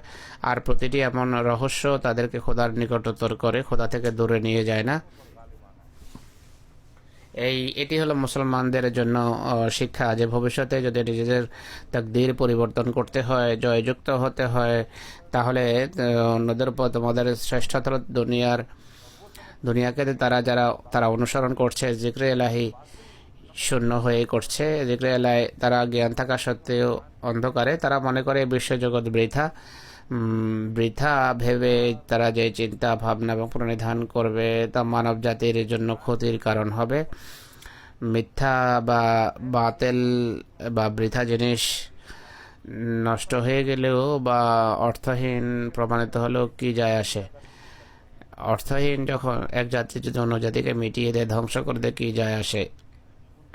এমন চিন্তাশীলেরা যতই চিন্তা করে, একদিক থেকে তারা দুনিয়ার উপকার করছে, অপরদিকে তাদের হাতে পৃথিবীর ধ্বংসের ব্যবস্থা হচ্ছে। তাই জিকির বা খোদার স্মরণ আবশ্যক। এরা গবেষক আখ্যায়িত হতে পারে, কিন্তু উলুল আলবাব নয়। উলুল আলবাবের শর্ত হলো জিক্রে ইলাহি। তো দেখুন কত মহান বিষয় বর্ণিত হয়েছে। আজকের যুগের ইতিহাস সকল অর্থে সত্য প্রমাণ করছে। বড় বড় বিজ্ঞানী সৃষ্টি হয়েছে, বড় বড় আবিষ্কারাদি সামনে এসেছে। সেই আবিষ্কারাদিকে মানুষ লুফে নিয়েছে, কিন্তু এই সকল আবিষ্কার তাদেরকে আল্লাহর কাছে নিয়ে যায়নি, বরং তাদের উন্নতির প্রতিটি পদক্ষেপ খোদা থেকে দূরে যাওয়ার পদক্ষেপ প্রমাণিত হয়েছে। মানব জাতির জন্য সেটি বিপদ ডেকে এনেছে। যত আবিষ্কারাদি আছে তা এক সময় পর্যন্ত মানব জাতির কল্যাণের জন্য ব্যবহার হয়েছে। অবশেষে এমন ভয়াবহ বিষয়ে পর্যবসিত হয় যে সমস্ত ধ্বংসযজ্ঞ এই আবিষ্কারের পেট থেকে বেরিয়ে আসে, যে অসাধারণ বিশ্ব ধ্বংসযজ্ঞ সৃষ্টি হতো না যদি এই এমন হতো। আর বাতিল শব্দের ভিতরে এই সাবধান বাণী আছে। কোরআন যে উলুল আলবাবের কথা বলছে, অর্থাৎ জিক্রে এলাহির সাথে যদি সম্পর্ক না হয় তাহলে তোমরা ধ্বংস হবে, শুধু বাতিলই চোখে পড়বে। আর বাতিলের একটি অর্থ হলো ফাসাদ। আর এই সমস্ত উন্নতির ফলে অবশ্যই ফাসাদ এবং নৈরাজ্য দেখা দেবে, মানব জাতির ধ্বংসের বিধান হবে। এগুলো দুর্বল কথা, দুর্বল কাপড়, পুরনো কাপড় যেভাবে ছেড়ে যায়, বোদা কাপড় যেভাবে ছেড়ে যায়, এদের উন্নতিকে সমকাল দুর্বল, অর্থহীন প্রমাণ করবে। আর বিভিন্ন সময়ে তাদের এমন আবিষ্কার আদি পৃথিবীকে ধ্বংসের মুখে ঠেলে দেবে। এটি এই বিষয়ের একটা বিপরীত দিক, যা একই সাথে সমান্তরালে চলছে। তার চিকিৎসা এবং সুরাহা হলো জিক্রে এলাহি।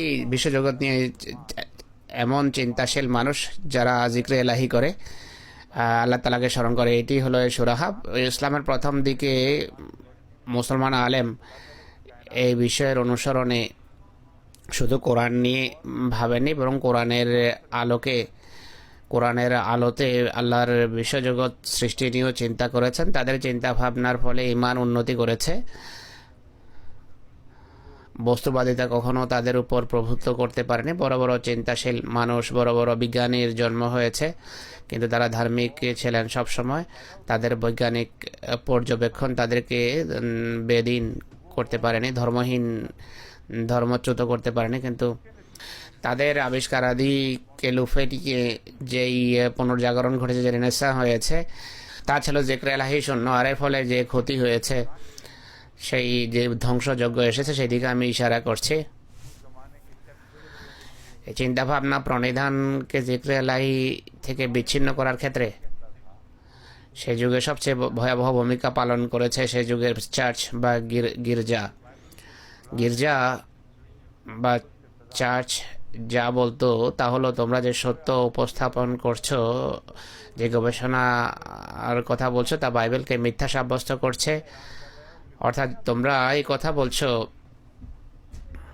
বাইবেল যদি খোদার বাণী হয়ে থাকে, তোমরা বলছো যে এই বিশ্বজগৎ সত্য, কিন্তু বাইবেল মিথ্যা, আর আমরা তোমাদেরকে এর অনুমতি দিতে পারি না।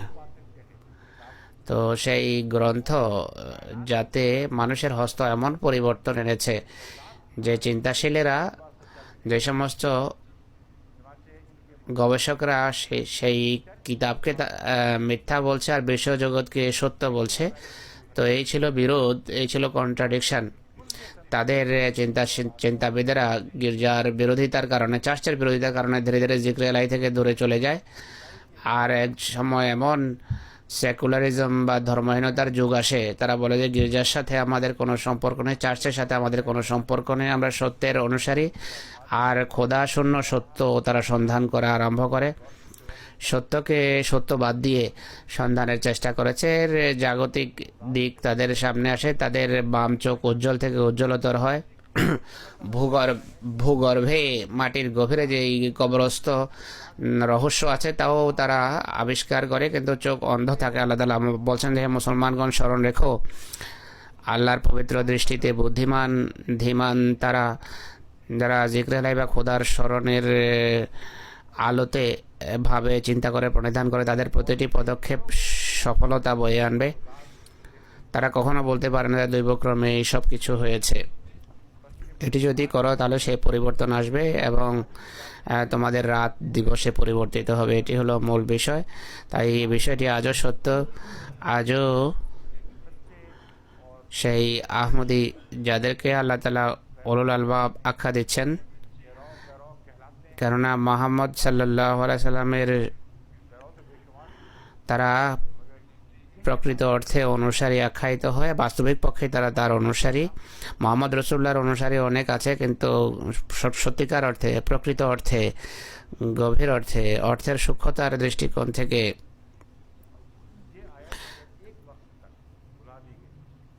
মসিমদে জামাত যেভাবে রসুল্লাহর অনুসরণ করছে, অন্য কেউ সেভাবে রসুল্লাহকে অনুসরণ করছে না।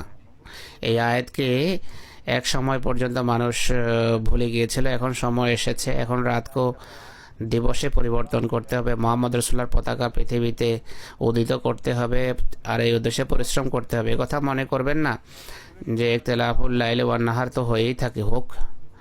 আল্লাহ তাআলা এখানে সতর্ক করছেন। রাসূলুল্লাহ সাল্লাল্লাহু আলাইহি ওয়াসাল্লামের একটা হাদিস হুজুর শোনাতে চাচ্ছেন। आता है कि ये जो आयत है इस पर फिक्र करना लाजिम है এক হাদিসে আছে, और जरूर फिक्र किया करो। এই আয়াত সম্পর্কে চিন্তা করা আবশ্যক। সূরা আলে ইমরানের। আর বলা হচ্ছে অবশ্যই চিন্তা করো যে ইয়াতাফাক্কারুনের অর্থ কি।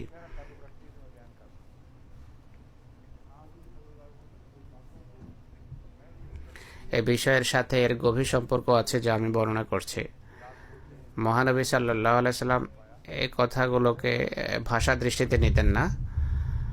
অর্থাৎ এটি এমন নয় রাতে উঠলাম, দেখলাম, চিন্তা করলাম।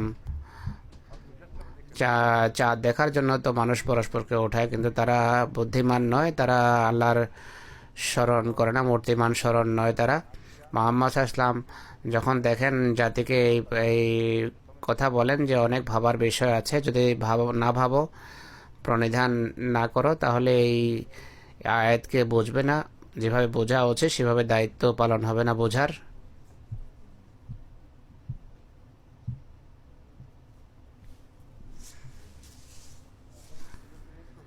और है ला बात का तफक्कुर तो उसकी जब मुराद किया था इसी आयत के हवाले से जो वाज़ेह हिदायत में जिक्र किया करो, ये बड़े दिलचस्प बहुत प्यारा फिक्रा है, बहुत से मुतालिब आते हैं।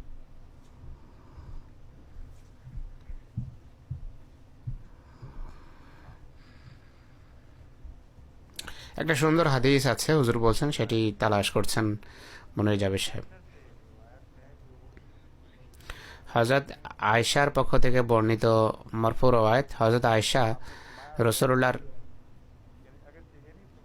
পক্ষ থেকে বর্ণনা করেন, তিনি রাসূলুল্লাহর পক্ষ থেকে বর্ণনা করেন, তিনি বলেন যে এই কথা বলেননি যে কালা মারফু,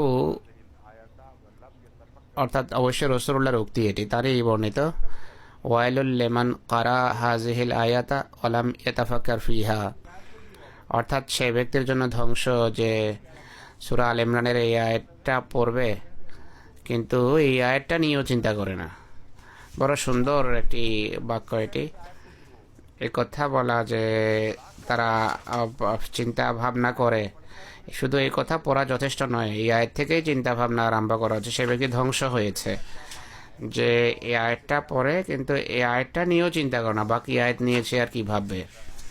তো এখানে ফিকেরের অর্থ কি আর এর ফলাফল কি প্রকাশ পাবে, এটি এক মহান শুভ সংবাদ ভিত্তিক কথা।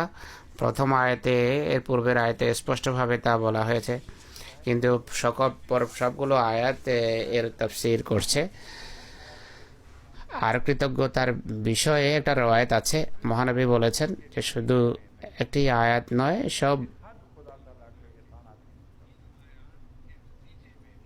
তিনি সব কয়টি আয়াতের ভিত্তিতে বলেন যে এই আয়াতগুলোর ফলশ্রুতিতে আমি খোদার কাছে পরমভাবে কৃতজ্ঞতা পাশে আবদ্ধ, আর আমি তার কৃতজ্ঞতা প্রকাশ করতে বাধ্য। আর কৃতজ্ঞতা প্রকাশ হবে চিন্তা ভাবনা করলে, প্রণিধান করলে। সময় বেশি নেই, আমি অন্য দু একটি কথা বলতে চাই। আহমদী বিজ্ঞানীদেরকে আমি দীর্ঘদিন থেকে আমন্ত্রণ জানাচ্ছি যে যেভাবে এরা নিজেদের গবেষণা কর্মকে খোদা থেকে দূরে চলে যাওয়ার, দূরে সরে পড়ার জন্য ব্যবহার করেছে, অপরদিকে আল্লাহ তার মোমেন বান্দাদের, চিন্তাশীলদের এবং খোদাকে যারা স্মরণ করে তাদের কাছে আশা রাখেন যে তারা যেন এর বিপরীত বিষয় প্রমাণ করে সুনিশ্চিতভাবে। তাদের প্রতিটি সংগ্রামের সার কথা যেন এটি হয় যে রব্বানা মা খালাকতা হাযা বাতিলা, হে আমাদের প্রভু, তুমি এই বিশ্বজগৎকে বৃথা সৃষ্টি করনি। চিন্তা ভাবনার পর এই ঘোষণা একটি স্থায়ী ঘোষণা, চলমান ঘোষণা।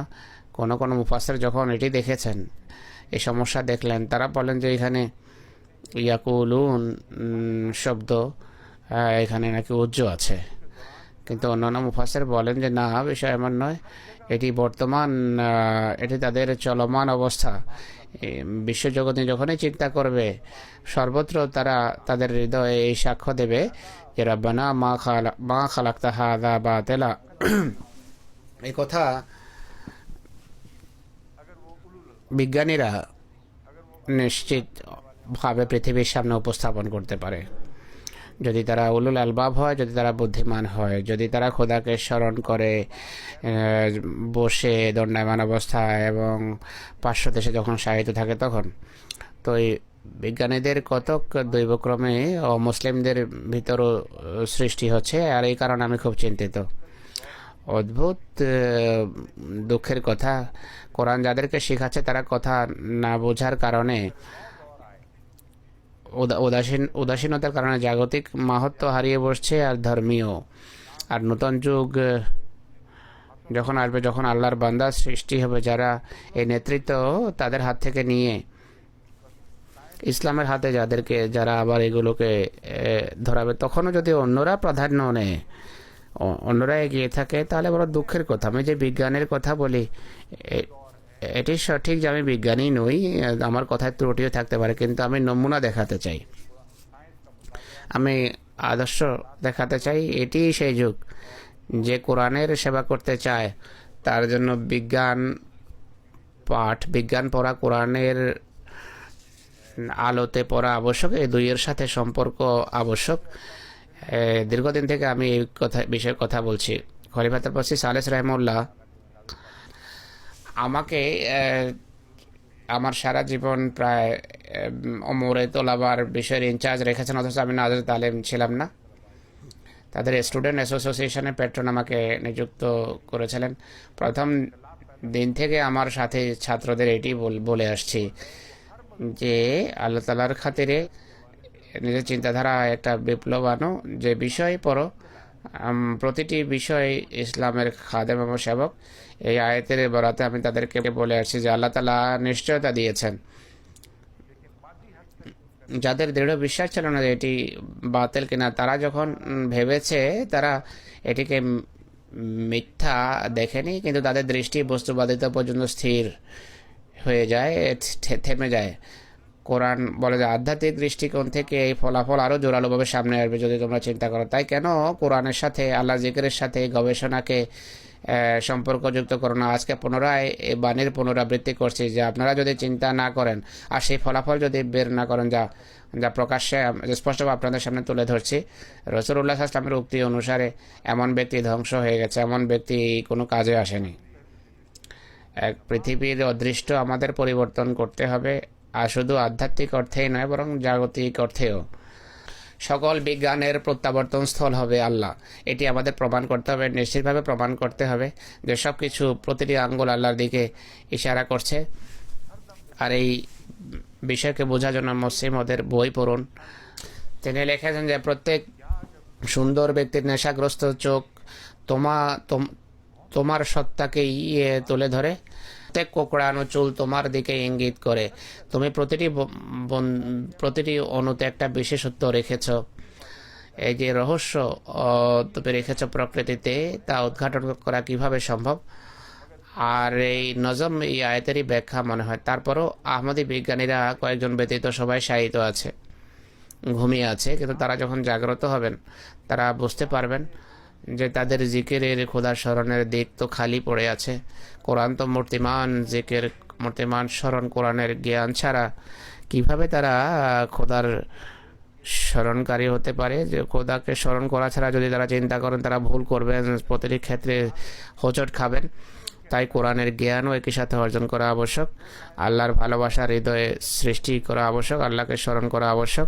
এরপর তাদের ফলাফল সঠিক হবে। যে বিজ্ঞানী এটিকে বাদ দিয়ে চিন্তা করে, তারা অনেকেই নিজেদের চিন্তার ফসল আমাকে পাঠায় যে আমি এটি আবিষ্কার করেছি। সেখানে আমি যখনই দেখেছি এই ত্রুটি দেখেছি তাদের গবেষণায়, কোরআনের আলো নেই কিন্তু খেদমত করার চেষ্টা করছে, এই দুইয়ের ভিতর কোরিলেশন নাই। তাই আহমদি গবেষক ছাত্রদের জন্য আবশ্যক। কোরআনের জ্ঞানও একই সাথে অর্জন করুন আর ব্যক্তিগত গভীর অধ্যয়নের মাধ্যমে সেই আয়াতগুলো নিয়ে চিন্তা করুন, যেগুলো প্রকৃতির সাথে সম্পর্কযুক্ত আয়াত আছে তা নিয়ে চিন্তা করুন। তাহলে ইনশাল্লাহ আল্লাহ তাআলার ফজলে তারা অনেক কিছু পাবে। আমার যৌবনের সূচনাতেই কোরআনের এমন আয়াতগুলো চিহ্নিত করতাম বা পৃষ্ঠা মুড়িয়ে রাখতাম। পড়ার ধারাবাহিকতায় দাঁড়িয়ে পৃথক নোট লেখা আমার রুচি বিরোধী, আনন্দ থাকতো না আর। যারা পানি পান করে তারা অব্যাহতভাবে মদ বা পানি পান অব্যাহত রাখতে চায়, বিচ্ছিন্ন হলে একবার মাঝখানে সেই আনন্দ আর থাকে না। তো এইটি অবস্থা ছিল। কোরআনের বিভিন্ন জায়গায় আয়াত আমি চিহ্নিত করেছি, আর সেই চিহ্ন ভবিষ্যতে আমার জন্য গন্তব্যের পরিচায়ক হয়েছে। আমি এরপর যখনই ভবিষ্যতে পরবর্তীতে বিজ্ঞানের বিষয়াদি পড়েছি, আমার সেই চিহ্ন সঠিক খাতে সঠিক পথে আমাকে পরিচালিত করেছে, কখনো তার বিরোধী কোনো কথা আমি পাইনি। তাই কোরআন পড়ুন আর সেখান থেকে দিক নির্দেশনা নিন। এরপর নিজের জ্ঞানের গণ্ডিতে আপনি গবেষণা করুন, পৃথিবীও করেছে, আর এই বিষয়গুলোকে আপনি কোরিলেট করুন কোরআনের সাথে। আমি যখন মিশরের ফেরাউনদের প্রেক্ষাপটে বলেছিলাম যে আমার ইচ্ছা হলো ওয়াকফে নওদের একটা ক্ষেপ প্রস্তুত করতে হবে, যাদের বিভিন্ন বিষয়ের বিশেষজ্ঞ বানাতে হবে, যেন এই শতাব্দীর মাঝামাঝি পৌঁছার পূর্বে সমস্ত বিষয়ে আমরা নিয়ন্ত্রণ করতে পারি। এটি এমন বিষয় যা আমরা সহজেই নিয়ন্ত্রণে আনতে পারি। পূর্বের মুসলমানদের কেউ চেষ্টাই করেনি। তাদের ভিতর এমন ত্যাগী মানুষও নেই যারা সারাটি জীবন ধর্মের কাজের জন্য উৎসর্গ করবে, জাগতিকতাকে এড়িয়ে চলবে। আমি পুনরাবৃত্তি করছি, যাদেরকে এই বিষয় শেখাবেন আফতাব খান সাহেব, এটা আপনার কাজ, সামনে এগিয়ে আসুন। কোরআনী শিক্ষা তাদের জন্য আবশ্যক হবে। এমন সকল গবেষক যাদেরকে ভাষা শিখাবেন, বিভিন্ন পুরনো সভ্যতার সম্পর্কে পড়াবেন, বিশেষজ্ঞের সাথে তাদেরকে জুড়ে দেবেন। জামায়াতের পক্ষ থেকে একই সাথে কোরআন শেখানো আবশ্যক তাদেরকে। তা সেই শিক্ষা যেন যথাযথ হয়। শুধু ভাষা দৃষ্টিতে অনুবাদ পড়লেই হবে না, আরবি গ্রামারও শেখাতে হবে তাদেরকে। গ্রামারের সূক্ষ্ম দিক যদি দৃষ্টির আড়ালে চলে যায় তাহলে অনুবাদ প্রভাবিত হয়। গ্রামার শেখাতে হবে, জামাতে আহমদিয়া তাফসীর শেখাতে হবে। কিন্তু এটি বলা আবশ্যক যে সঠিক অর্থে সত্যিকার অর্থে কোরআন অনুসরণ করুন, তাফসীর অনুসরণ করা আবশ্যক নয়। বড় বড় মুফাসসিরও ভুল করে আর এটি ভুলে যায় যে আমি কি বলেছি, মুসলিম মত কি বলেছেন। এমন রেফারেন্স ভালো, কিন্তু এগুলো অনুকরণ শিখায়। কিন্তু গবেষণার সময় সবসময় অনুকরণ করা সম্ভব নয়। কোনো কোনো ক্ষেত্রে সফরকালে অন্যদিকেও দৃষ্টি চলে যায়। তাকওয়ার দাবি হলো, আপনি যদি হেদায়েত পেতে চান তাহলে যেদিকে আপনি সত্য দেখেন, সত্যের আঙ্গুল যেদিকে ইশারা করে সেই দিকে যান, বাকিদের কথা আল্লাহর উপর ছেড়ে দেন। তারা মুত্তাকি। যদি তাকওয়ার অবস্থা মানুষ হওয়ার কারণে কোনো ভুল করে থাকে, মানবিক ভ্রান্তি হয়ে যায়, তাহলে আপনি দায়ী নন। আপনি তাকওয়ার রাস্তা ছাড়বেন না, সত্য যা যেখানে আপনাকে নিয়ে যাবে সেখানে যান। তাহলে কোরআনের আপনার সাথে প্রতিশ্রুতি হলো যালিকাল কিতাবুল লা রাইবা ফিহি হুদাল লিল মুত্তাকিন। এটি এই বই যদি তাকওয়ার সাথে আপনি পড়েন, তাহলে আমরা ঘোষণা করছি যে এই এই গ্রন্থ অবশ্যই সত্যের দিকে নিয়ে যাবে, সত্য দেখাবে, সত্যের পথ দেখাবে। কিন্তু তাকওয়ার সাথে এই বিষয়টা বোঝা সব মুফাসসিরদের জন্য সমানভাবে প্রযোজ্য। কিন্তু অন্য বিষয় যদি পুরোপুরি স্পষ্ট না হয়, তাহলে মানুষ ভুল করতে পারে। সেই বিষয় তাদের তাকওয়ার অস্বচ্ছতার দিকে ইশারা করে না, সেই বিষয়ের দিকে ইশারা করে। তাকওয়া কোরআন থেকে হেদায়েত লাভের তৌফিক দিয়েছে, কিন্তু দ্বিতীয় বিষয় সম্পর্কে অজ্ঞতার কারণে বা জ্ঞানের অভাবে তারা যে কোরিলেট করেছে, আন্তঃসম্পর্ক স্থাপন করেছে কোরআন এবং প্রকৃতির মাঝে, তারা সঠিক ফলাফল টানতে পারেন না। এটি সম্ভব তাকওয়া থাকা সত্ত্বেও এটি এমনটি হতে পারে। তাকওয়ার অর্থ হলো যে ফ্যাক্ট আছে, সেই সেই ফ্যাক্ট থেকে যে ফলাফল বের হয় তাই বের করো। যদি ফ্যাক্ট পরিবর্তন করো, তাহলে তাকওয়া ভিন্ন দিকে তোমাকে নিয়ে যাবে। তাকওয়া বা খোদাভীতি মূল বিষয়, যা আঁকড়ে ধরে রাখা আবশ্যক। তাই সত্য এবং আপনার মাঝে সাময়িক যদি বিরোধ দেখা দেয়, সেটিও ক্ষমাযোগ্য, কেননা আপনি উপসংহার বা ফলাফল বের করেছেন তাকওয়ার ভিত্তিতে।